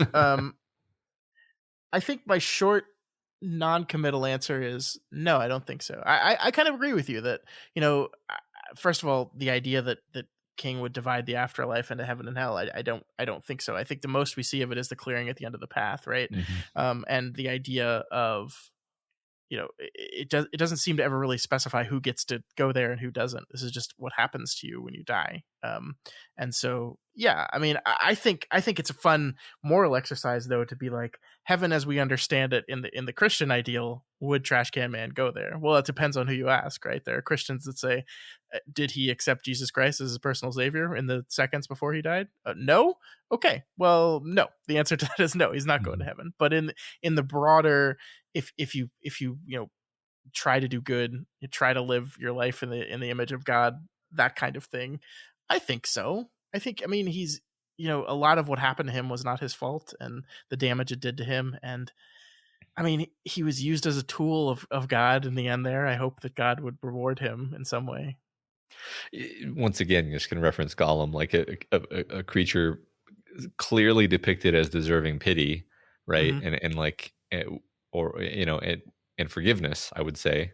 So like, if God's gonna punish Gollum slash Trash Can Man, it's like, well, but why? Hmm. Like what purpose does that Yeah, serve? Yeah, yeah, no, I agree. And yeah, I think it would be a version of himself without his insecurities, without the damage that was done to his brain. yeah, Perhaps surrounded by people that lift him up. yeah.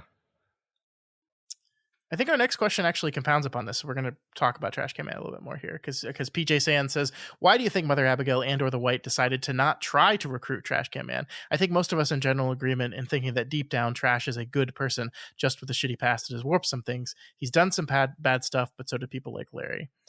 As far as I recall, the only time Trash dreams of Mother Abigail, it's when she says something fairly ominous to him. So yeah, here's what I love about the idea of Trash Can Man and Mother Abigail. We do get him dreaming of her, right? And in the dreams, she's mean to him and dismissive of him, and she calls him a wolf, I believe. I firmly believe that this is not Mother Abigail in his dream. I believe that this is Flagg fucking with him and trying to scare him and to control him. And so the question then becomes, well, why didn't he dream of the real Mother Abigail? And I don't know, maybe it was supposed to be a Mother Abigail dream and Flagg stepped in and mucked it up because he saw something out of this kid he wanted, you know? Mm-hmm. Yeah. No, I think it was, the way I see this playing out is Flagg exerted himself, or really, I think of this as the Crimson King, because Flagg is so unaware of what he's doing in the whole dreaming thing that all of the dream stuff, I'm just going to be like, yeah, I mean, it's Flagg, but it's the greater power behind Flagg. So that entity is like, this guy is useful. I'm gonna make sure that I get him. And then of course he is, in the classic evil destroys itself, he is the very element that is the downfall of Flagg. Yeah, if you want to look at it this way, you could say that the White did recruit Trash Can Man. He just recruited Trash Can Man to go over to Vegas and help bring about the downfall of the Dark Man. Exactly. Just by letting evil destroy itself. Exactly. Just when your enemy is making a mistake, don't interrupt them. Exactly. Yeah, I like that. Okay. Damien to me 1111 says, it feels significant that Larry was in LA just before the book begins. Had he not bailed and decided to go see his mom, he'd still have been in the West when Captain Tripp spread. I wonder if he'd have made it to Boulder if Vegas was in the way. Great question. I 100% believe that LA Larry ends up in Vegas. Mm-hmm. Like 100%. No doubt in my mind that if he had not been sent east by his, what's the guy's name? I forgot his name. Yeah, me too. The guy that coaches him on life. If that had not happened, I think Larry ends up in Vegas. I think that was in many ways the hand of God, pushing Larry toward his future. In that a man comes to him and is just like, "Hey, you got to get your shit right, man." Yeah, right. Because it is a lot of his the things that happen to him while he is in New York, experiencing the death of his mom, experiencing Rita, experiencing all these things happen that starts to push him on this path to redemption and righteousness. And yeah, that just doesn't happen if he's in LA. I agree. Yeah, good answer. Don Zeste says, the stand rules. It just rules. I wonder, did Flagg need to be supernatural? Could he have just been another influential politician who rallied followers to Las Vegas? I suppose the dreams help speed everyone to get to Vegas, though. What's your take on that, Matt? Did this need a, we've talked about the literal, personification of evil. Did that need to happen for this book to work? I don't know. I still have complicated feelings about the way King uses kind of the shining and psychic stuff and dreams. And when I say complicated feelings, that's not a euphemism for I don't like it. That's just like, I kind of never quite know what to think, because I am tempted to say, no, I think that could have all been removed from this book. I think it could have been a very straightforward, non-fantastic, only science fiction insofar as there is a terrible virus, just kind of very straightforward book. But that really would change how so many different things land. Yeah. It would remove pretty much the whole faith discussion from things. You could still have a character like Mother Abigail, but there wouldn't be the dreams, and so it would just be kind of her, elderly sweetness. And it's like, yeah, it's hard to imagine that really compelling their final spiritual quest to destroy Vegas, or to confront Vegas and make their stand. Yeah, you'd have to take it a lot more on faith. Yeah. Yeah, which that could be interesting, right? Like, I definitely think it could be interesting. Like, I think it's possible. I think it would be just a very different book. Yeah.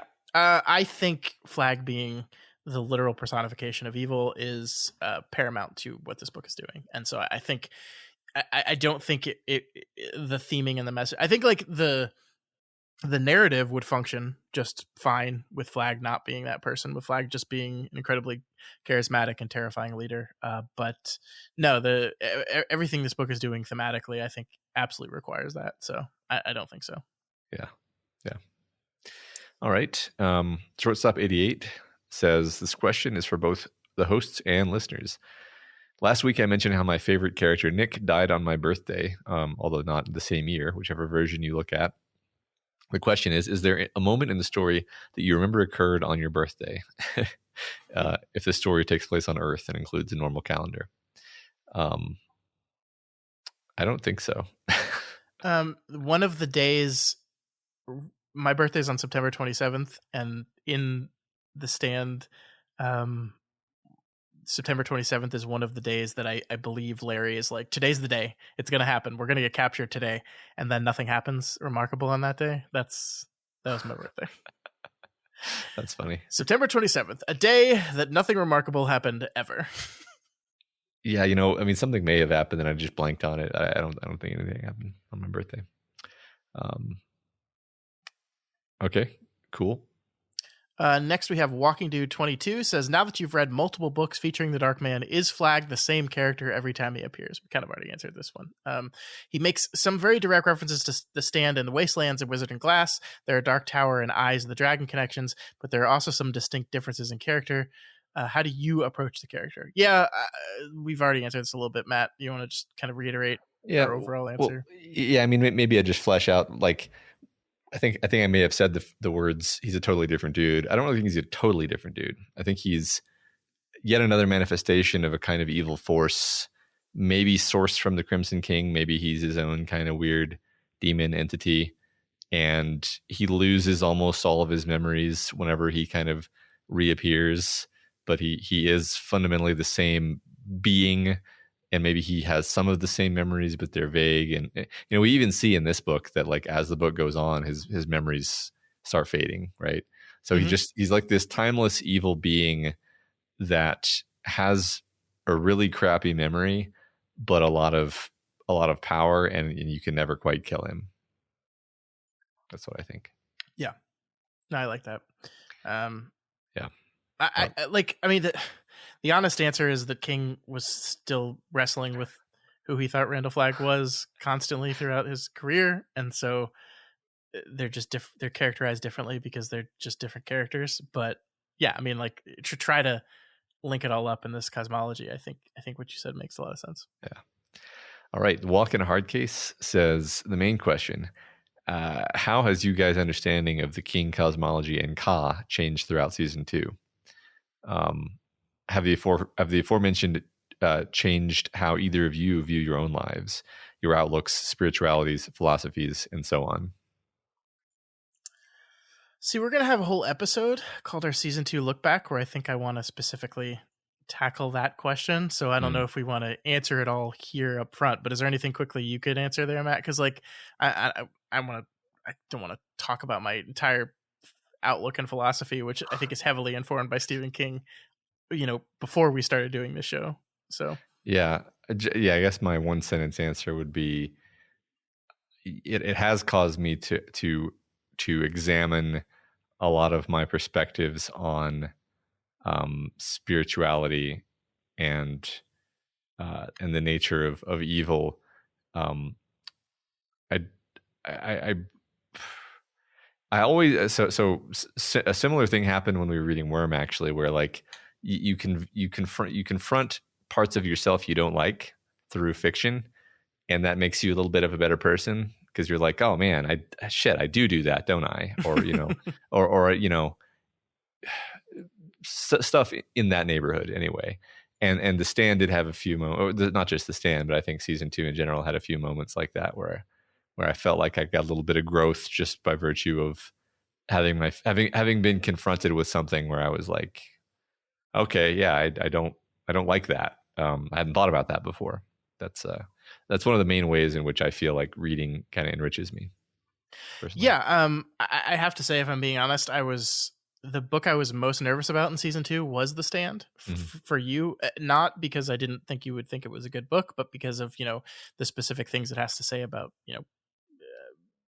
faith and spirituality, not things that you not even disagree with, but just like there are portions of it that I knew were going to bug you, like just a lot of stuff with, is the right thing to do to listen to this nonsense and do it despite the fact that it's going to kill you. And it was silly of me to think that way, because I know you're a very open-minded person who approaches all the art you consume with that same level of charity and open-mindedness. It was stupid of me, but I was very kind of curious to see what your specific reaction would be to the idea of the right thing to do is to send these 3 people to die for the sake of God, and the book is saying that almost directly. So yeah, I mean, I think it's good to always examine your belief systems, and even if you come away from that examination unchanged in how you feel about something, it helps you maybe even define the way you feel a little bit better.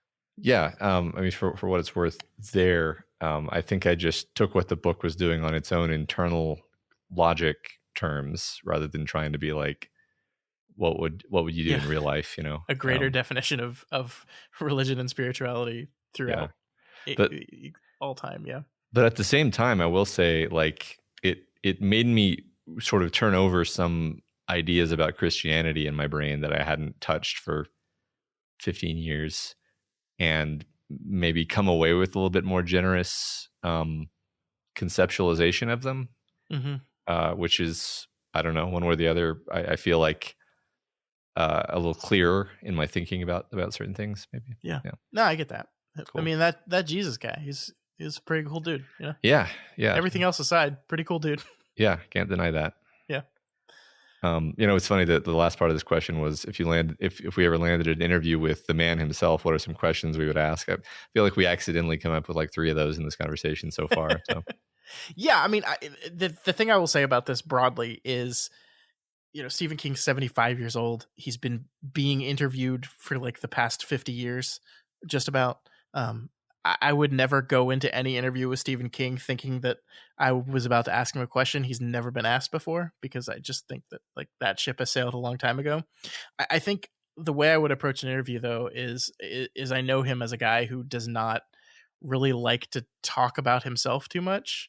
I think, you and I love to talk about ourselves, but we're not people that are constantly being interviewed every day for the past 45 years, so eventually you just get tired of talking about yourself. So I think that the way I would try to frame any interview with Stephen King would be to get him to talk about, the things that he loves and cares about in storytelling, in movies, in fiction, in this whole creationary process, and then have those kind of reflect back on the work that he's done and created. And I think some of the more interesting questions from my perspective are also, that one you talked about earlier. How has your view of America changed since you wrote this book? One of my great questions I would love to ask him is about insomnia. And I think we've talked about this before, but you wrote Ralph, a 76, 77-year-old man, when you were in your 40s.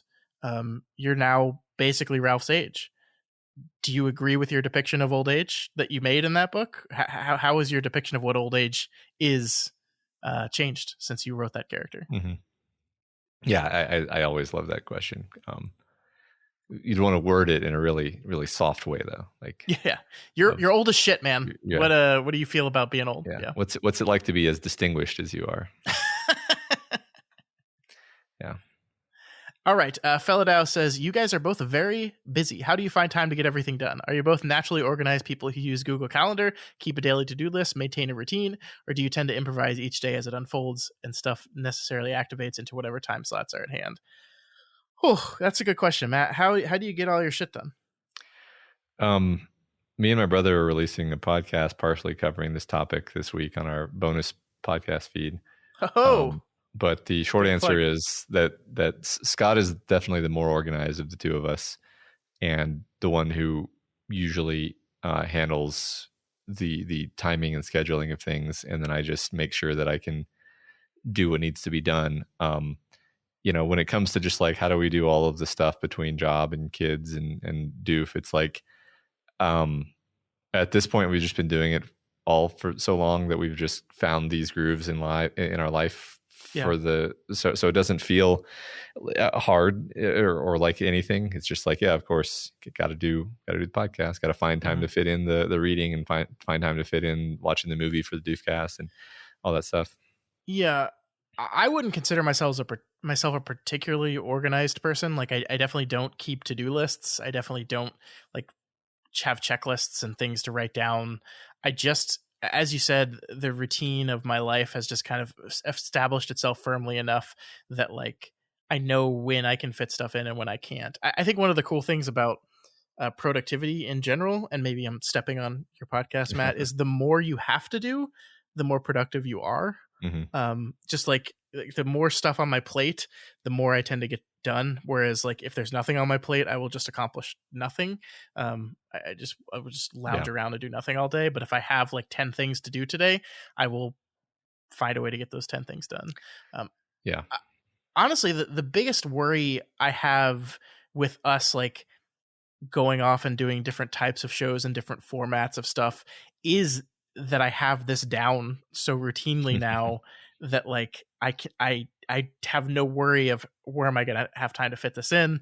We record on Tuesdays, I edit on Wednesdays, it releases on Thursday. I usually start reading the chapters for the section on Friday. I usually finish it up over the course of the weekend with all my notes, and then I work on the script on Monday and Tuesday, and then we record Tuesday night. And that's like that's my week, and I have that down, and I know exactly how much time all that's going to take and when I have to do what, and it's just second nature to me. It's like brushing my teeth.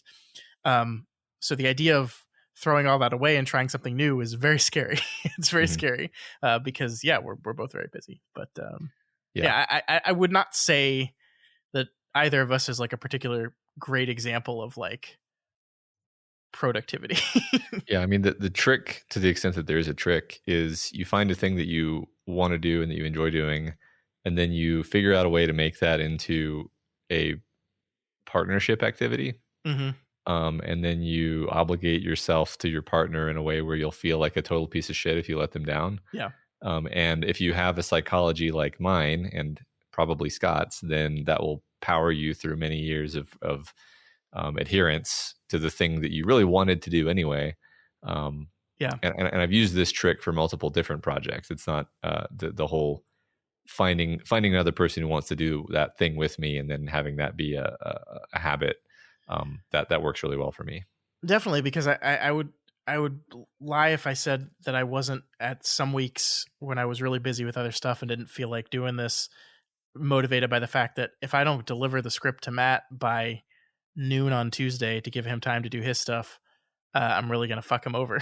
And then there's no way he's going to have time to do that for us to record. So that is surprisingly motivational when you're in a week or a month where motivation's lagging a little bit. Yeah. I mean, even and sometimes it's even you're just like I just don't have time to fit in watching the movie for the Doofcast this week, and it's like, okay, but like I'm not gonna fail at that. Like I just am not. So I find the time. I make the time. Yeah. Cool. All right. Good question though. Yeah. Thanks. Do you keep on atrocian? I'm trying to figure out if there's a reference there that I'm missing. I don't know. Says, hey y'all, I'm getting there. By the time the Mailbag episode is published, I hope to be with you or thereabouts. So the question is, could you imagine a version of The Stand told with Flagg as the protagonist and Mother Abigail as the antagonist? Does RF think he's capital E evil, or could he be an agent of the purpose? Is he in actual fact just following his beam-ordained mission to create chaos? Everything serves the beam after all. When along comes random agent Mother A and her quartet, disrupting the purpose. Which makes my wandering mind follow another possibility. What if the purpose is that the beams must break and the tower must fall? See, man, this is a fun question. See, like this apparent absurdity is the kind of thing that you end up being forced to consider when you take the Lord works in mysterious ways fully seriously. Yeah. Because it's like, well, then even fucking serial killer is part of God's plan. Yeah. So Sure. I don't know, you know. Well, I mean, the book says that you know, Randall Flagg is just another part of his plan, right? Mhm. That like this is just like nothing is above Ka, nothing is above God, Mhm. and so everything that happens is either ordained or allowed by God. So in that regard, yes, I don't think this book would work with Flagg as the protagonist. I don't think Flagg has any illusions that he's a good person. I think he relishes in his evil. He enjoys it. He likes doing it. I mean, that's the Flagg we meet at the very beginning of this book, is a guy who just like has been wandering around America, just like meeting up with random people and taking their desire to do bad and just like, enhancing it, pushing it, pulling it towards that a little bit. And I feel like if you told Flagg, like, hey, did you know that like your actions are directly serving the interests of good and like a better end for people in the world, he would be really mad and he would like stop doing that. Do you think he would? Well, actually, no, because I think it's against his nature to stop. So, yeah. so maybe Yeah. that's the trick. Yeah, I don't think he would. I think he would say, "You're a liar. I don't believe you." Yeah, maybe whatever. So. Yeah. How could that possibly be? Yeah. Yeah. I like what they said at the end here. What if the purpose is that the beams must break and the tower must fall? I mean, I will remind you of.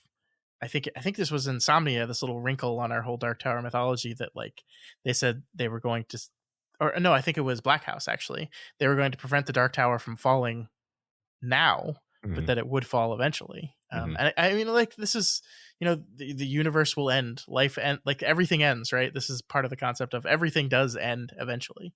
It's just part of life, and so I think that's.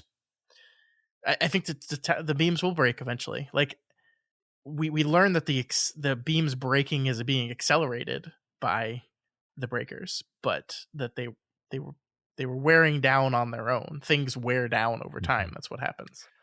Yeah, just like the song of Eru Iluvatar has an ending, and yeah, that's the nature of a song. Yeah, all things have endings. Yeah. All right. Next we have Steve Living Room, who says, "Which is better, the Stand or the Dark Tower?" The Dark Tower is better. I love the Stand. I think some of King's finest writing, but there's something ineffably wonderfully unique about the Dark Tower as a series that I will always put above the Stand in my head.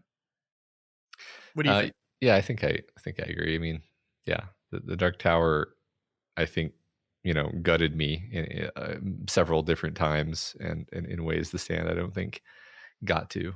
Yeah, this reminds me of the quote on Reddit I saw today that I shared with you, where someone was saying that Eddie Dean was a classic fridging moment when Eddie Dean died, just to motivate Susanna's character. Yeah. And I was like, okay, that's officially a word that has lost all meaning if you're going to call Eddie Dean's death a fridging. But either that or this is like ironic humor, but I don't think so. I don't think it was. Eddie Dean's death is senseless and unnecessary, and it should make you angry, and that's the point of it. But yeah, the Dark Tower is like all time. The Stand is very, very good. It's very good. It's a masterpiece in many regards, but I just will always love the Dark Tower more. Steve also asks, have you formally asked Cy King to be on Kingslingers? No. Yeah. We don't know anyone who knows anyone who knows anyone who could even get that message there. We've approached him in the same way that, like, when you go out and you just kind of stand there looking hot, waiting for somebody to approach you. That's us and our approach to Stephen King. Yeah, sometimes people tweet Stephen King and us in the same tweet, and that's like, we're like, hey, how you doing? Hey, yeah, exactly. Here's I'm so torn about this. I would love to talk to Stephen King one day. I would absolutely love it. The idea of him listening to us talk about him for 40 hours for one book, like, horrifies me to the point where I hope he never finds out we exist. I think he's got better stuff to do than listen to the entire podcast. Well, because, like, I mean, like, he listens to some podcasts that talk about his stuff, and I get why. Like, I don't. I'm trying to say this without being mean to us. I don't think Stephen King likes hearing people talk about him specifically that much, and like I think the reason he likes the Kingcast so much is because they're talking mostly about the adaptations of his stuff, and I think that's really interesting for him. But like, just it feels masturbatory to listen to two people talk about how great you are for 2 hours a week. I don't know. Maybe. I mean, I don't know. I don't know. Like I think it would be fine if he listened to a few episodes. Like I don't think that there's anything wrong with that. You know, I wouldn't feel. Sure. It's funny to me because King has been your idol for way longer than I've really been into him. So to me, the idea of King listening to a few episodes of our podcast is not mortifying, actually. But I see why it's mortifying for you. I mean, it was originally utterly paralyzing to know that Wildbow was listening to our Worm podcast. And so I want you to experience that in your own way. I don't want to. Well, you know, we'll see. We'll see what happens. I seriously doubt it, but yes, we will. Yes. Last question from Steve is: how is it possible that King can write a 1,182 page novel without any fluff or unnecessary parts? Well, I don't think the novel doesn't have fluff or unnecessary parts, but I think the fluff and the unnecessary parts, as we said at the beginning, is part of what makes it great. This is just his unparalleled skill to just make everything interesting and make everything be doing something. Yeah. And make everything be connected to the character drama and make sure you care about it. Even if it's like we're prying up the lid of a gas station valve so that we can get gas for our motorcycles. It's not just a physical action. It's connecting to this web of character understanding and relationships and emotions, right? Yeah. And that's so deep into his bones as a writer that he just does it automatically. I think that's why. I agree. Financial Profit 584 says, how do you all feel about reading Nosferatu by Joe Hill for season 3? It has several Dark Tower references in it. Well, we can't do that because there's no such thing. Oh my god. What? Nothing, Scott. A serious answer is no plans to read non Stephen King stuff on this show. I've read Nosferatu and I know what references you're referring to here. But they're very surface level, I guess. No plans to cover anything like that. Okay. Rear Admiral Bottom says, I've never heard of anyone reading The Stand and questioning the possibility that the U.S. government does not have a secret bioweapon research facility. Every successful Republican presidential candidate in the last 2 days has delivered some version of Flagg's promise to bomb someone back to the Stone Age. Is there anyone here who doubts the reality of such a program? No, we probably have something like that. I don't know. What do you think, Matt? We probably, for sure. Absolutely. We're definitely doing that research, whether or not we're actually creating the bioweapons. We're researching how to, for sure. Yeah, we definitely have all kinds of horrifying weapons programs that we 100%. that are probably like illegal actually. Like, technically, but they just do them through channels, you know. Yeah. Plausible deniability. Yeah. You're just fine. Yeah. Right. I think that's 100% true. And no doubts about that. I don't even think it's a conspiracy theory to say that. I think it's just an assumed fact that everyone just kind of lives with.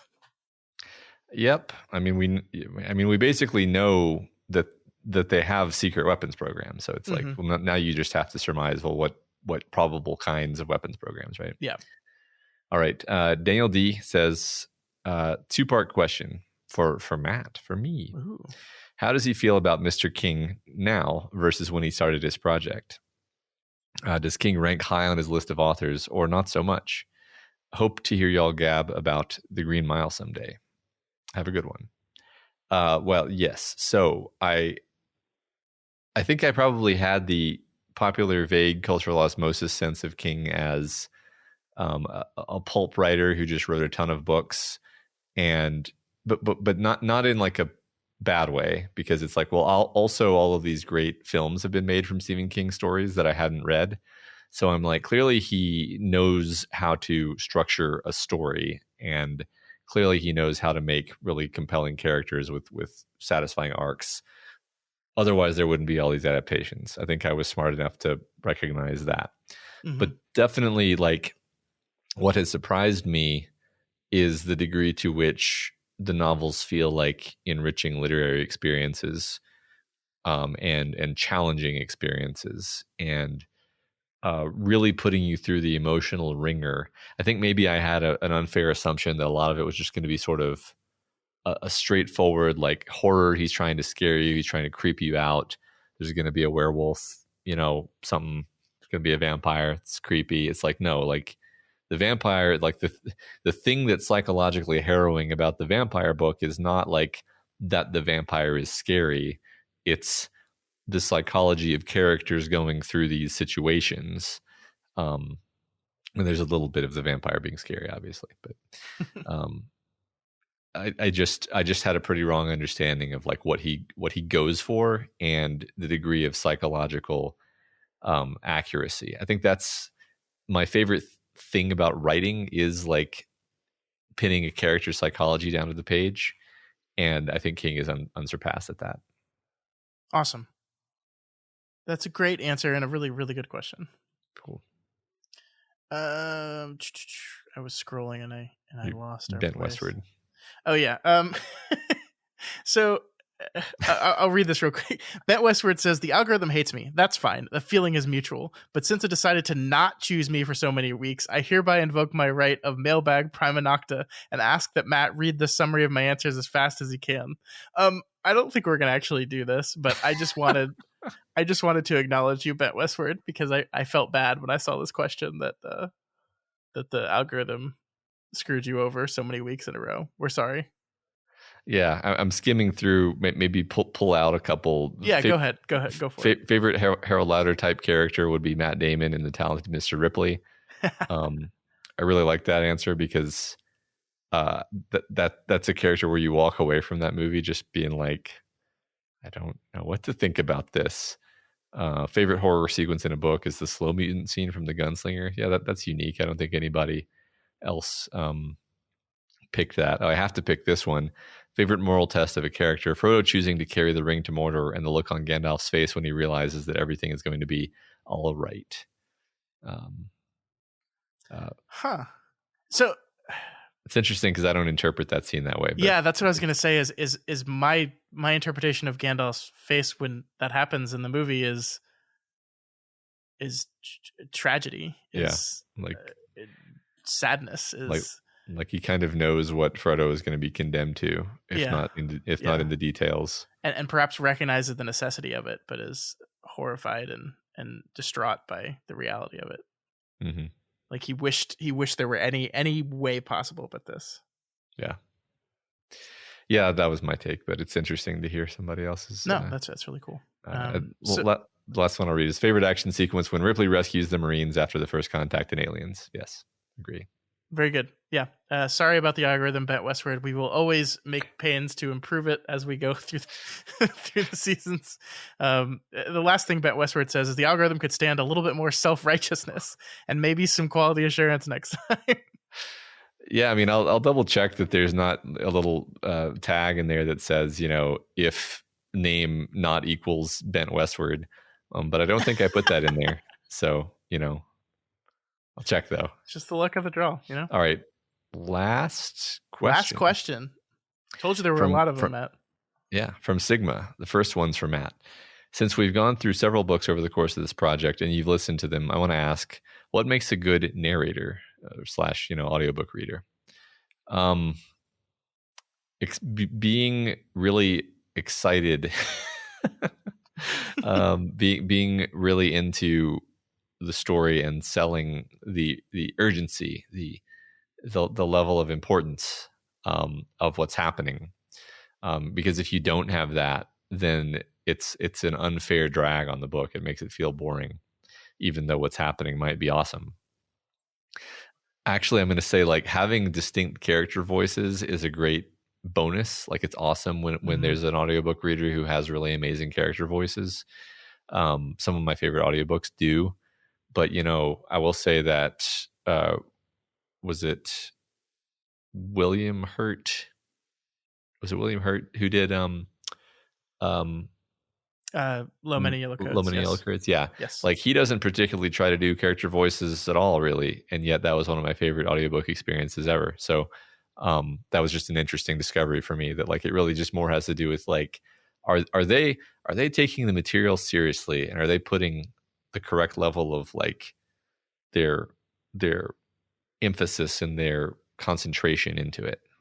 Mm-hmm. Who do you think's best at it?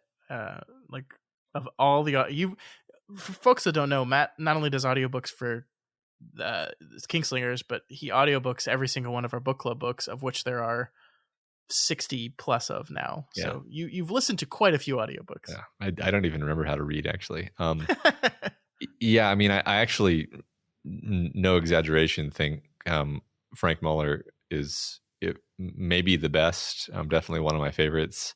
The guy who read almost all the Dark Tower books. Mm-hmm. And he does everything perfectly. He has he just sweeps you up into it, right? Like you forget yourself, you get lost in it, just like you do when you're reading a good book, which is I think what you should be going for.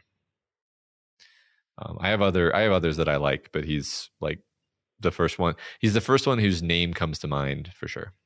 Okay, great. I think the other two questions from Sigma are ones that I think we're going to try to answer in our season 2 wrap up, and maybe beyond that. So I think maybe we'll save those since we're so late on time once again. Yeah, sounds good. All right, so that is it for our discussion questions section. Thank you so much for sending in all those questions. They were fantastic. Like truly some great thought-provoking questions. We really appreciate that as always. You guys ask great things. And sorry again about the algorithm at Westward. Yeah. All right, Matt, are we ready? Are we ready for the announcement? Ready for the announcement. Okay, so here's the deal. Earlier this summer, I was kind of thinking about, months and months ago, we talked about doing like kind of a Kingslingers pilgrimage to Bangor, Maine, as our perfect thing to cap the end of this project.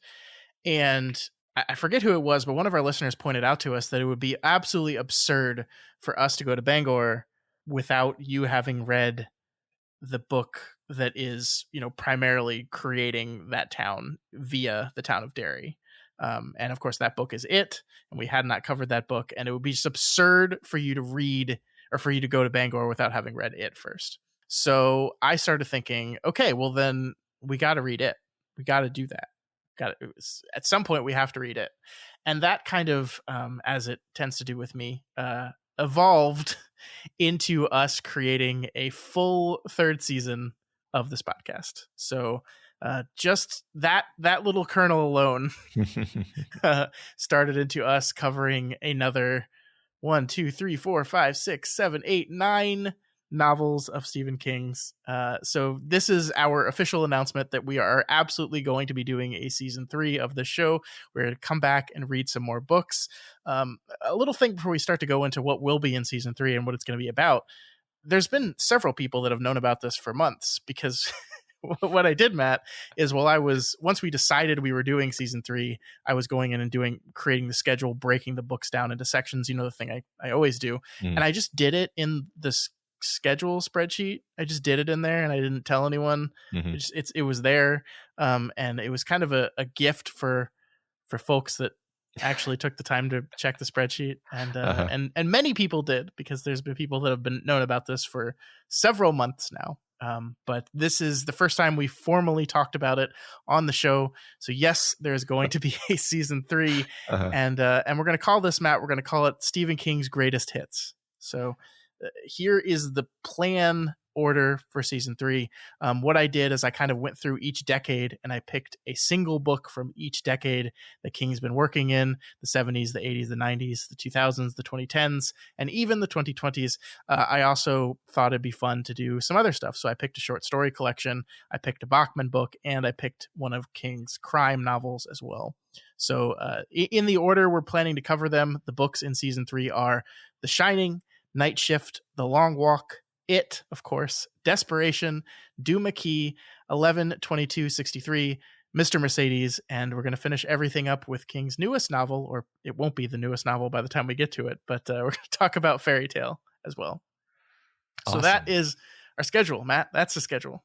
I'm so shocked to hear about this. Yeah, I was playing coy last week when I pretended like you didn't know about it. Yes. Because I was trying to throw the people that already knew about season 3 off, and it worked perfectly. Yes, right. Yes, this is definitely the first time that we've hinted at a season 3. We've never said anything about it before. Yeah, right. So I'm sure we have a few questions from folks about season 3 and about what we're doing. I think the intent here, Matt, is to not only cover some of the biggest, most important books that King has written that we haven't covered yet, but also by specifically choosing, books throughout the ages to get like a final definitive understanding of how Stephen King has evolved over the course of his career. We got to see a little bit of that in The Dark Tower as we went through, but I think this will allow us to see a bigger part of that picture. Yeah, sounds good. We do have some I'm assuming questions that we're going to go ahead and answer here up front, so we don't get 500 emails about them, Matt. So you read me the question and I will answer it. All right. Scott, why didn't you pick blank? Because I didn't want to. Oh, okay. Uh-huh. But why did you pick blank? Because I really like it. No. Yeah, I mean, like, all joking aside, there's reasons for every single one of these books on here. I think the one that I think people are going to be the most surprised about, perhaps, is Doom McKee. But if you look at the 2000s and you take away The Dark Tower, there's not a huge option of books there. And I actually happen to think Doom McKee is a very interesting novel to look at in specifically to how it reflects on Stephen King's mindset at the time and his view on art and all these really fun things. So I think, and it's a good book. I think it's not one of the ones that you would probably see on the most popular list, but I think it's a good book. Cool. All right. Good answer, Scott. Mm-hmm. Next question. What about a historically bad novel like Tommyknockers? Why not that? I thought about doing a kind of like an infamous, like having the decades and then having short stories, Bachman, crime, and then infamous as picking a book that's really unpopular. But my worry there was exactly like you were talking about with Lost, was that if you weren't enjoying the book and I wasn't enjoying the book, then being stuck with the book for like 10 weeks, having us not enjoy it would just not work. Yeah. Yes. So we've learned this lesson from the Doofcast. When we have to watch things that are bad, it's actually not fun. Like you might think it's fun to watch people rag on stuff. It's like I don't like that part of myself actually. Yeah. It's not that fun. And there's a very real possibility that you and I could read the Tommyknockers and we could fall in love with it. Like I don't particularly care for the book. I think there's some good stuff in there, but not enough for months of a show. But you could love it. And so there might be opportunities for us to look at a book like Tommyknockers in the future and talk about it in the future, but not in this kind of deep dive over many weeks type of thing. I just don't think so. All right, next question. What about Gwendy? Yeah, so a lot of people have asked us about the Gwendy series of books that are co-written by Stephen King and Richard Chasmere. I've only read the first one, and I thought it was pretty good. It's a fun little book that doesn't outstay its welcome. I have not read the other two yet, including the one that came out this year that has The Dark Tower on it. So again, this is something that I think there might be room to have a conversation about someday, but I'm just not completely confident in our ability to have a whole extended long show about them. So okay, that's why those weren't picked. I don't even really know what that is, but okay. One day, Matt, one day. Next question. Are you going to Bangor? Yeah, I put this in here because like 12 people asked us that in the mailbag, and I just kind of cut all those questions out of the mailbag. I think the short answer to that is yes, right? I think the plan is, after we finish this season, as like a celebration of being done, we will do that. If you look at the schedule, which is available in the show notes, you will see that currently, with our current schedule, we are not slated to finish season 3 until September 26th, 2024.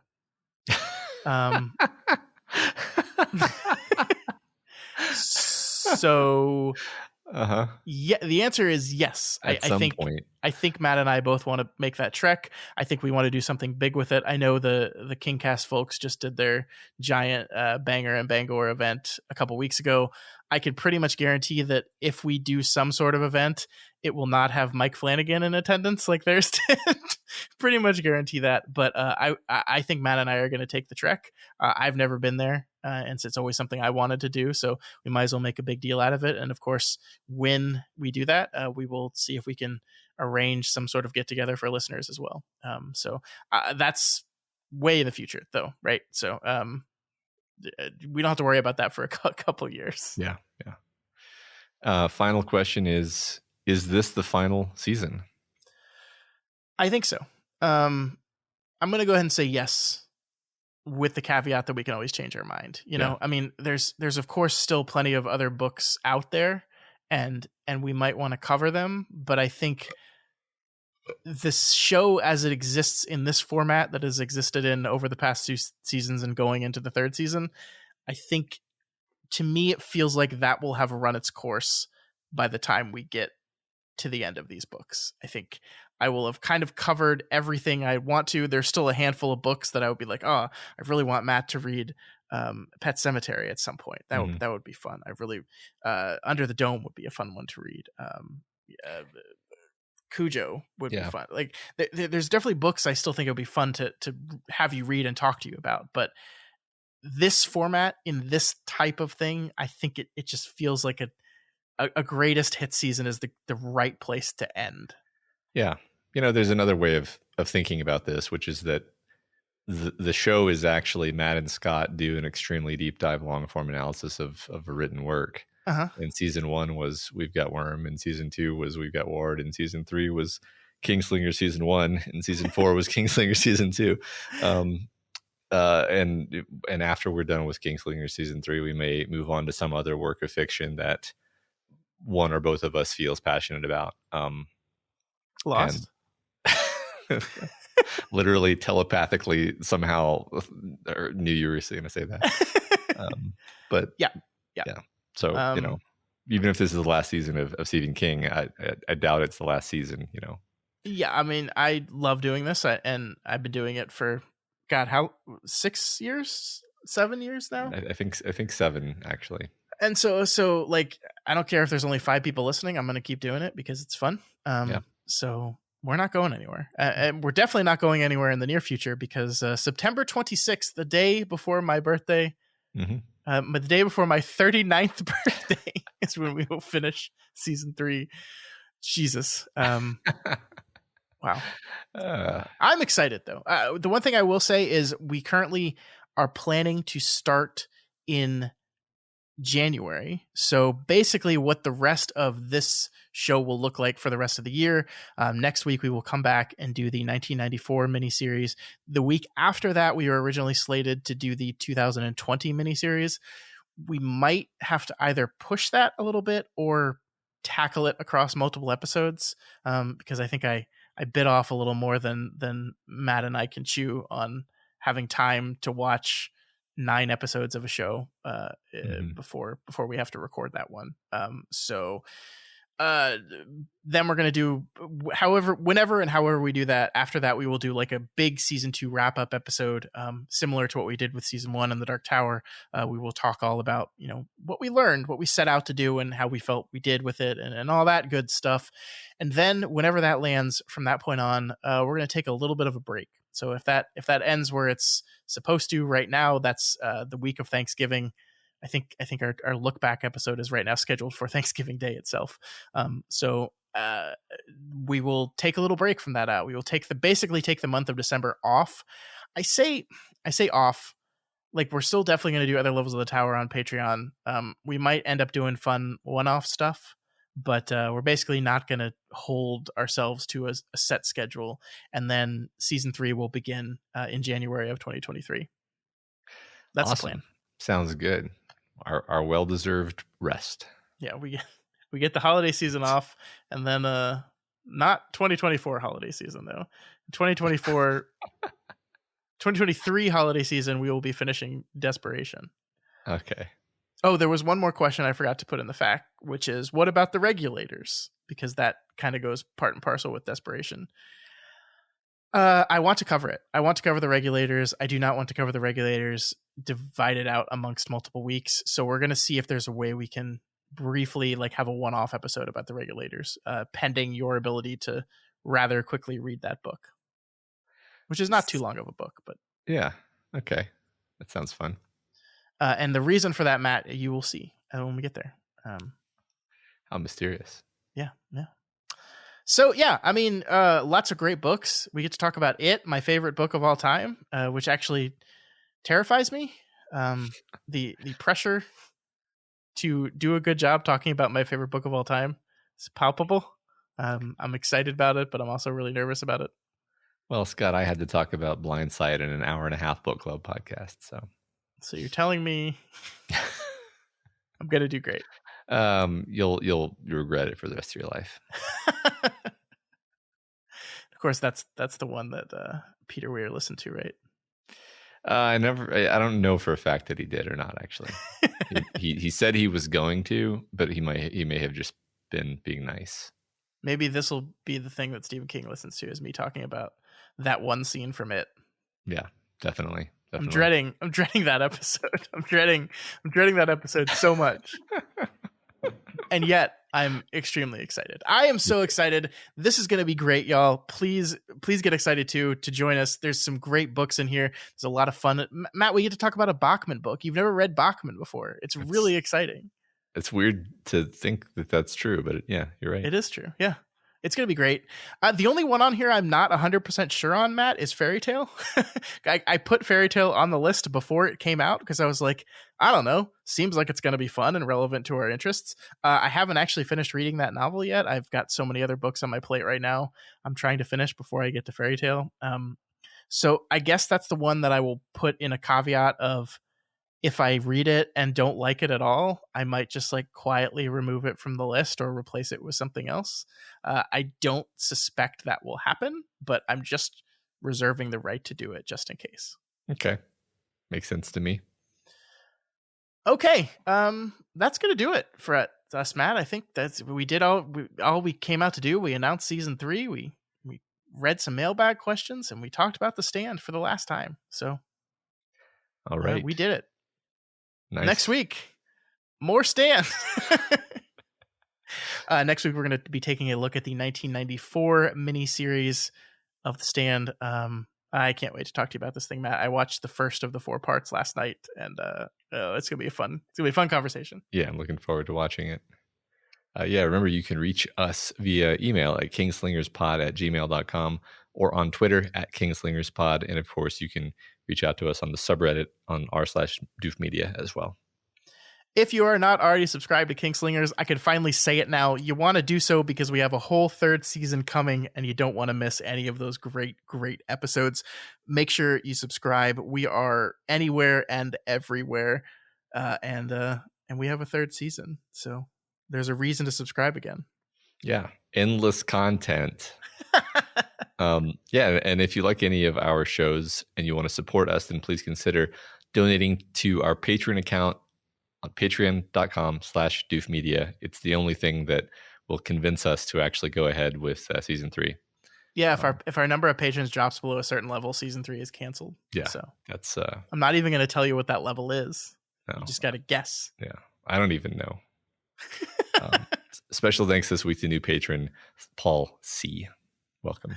Thank you so much, Paul, and thank you to everyone who continues to support us despite our mean threats. If you cannot afford to support us, it's okay. You're just single-handedly responsible for canceling season 3, but you can still help us out by sharing this podcast. I'm just kidding. By sharing this podcast with all your Stephen King loving friends. You can also always leave us a rating and a review. This week's review comes from Neplis Ultra. Yeah.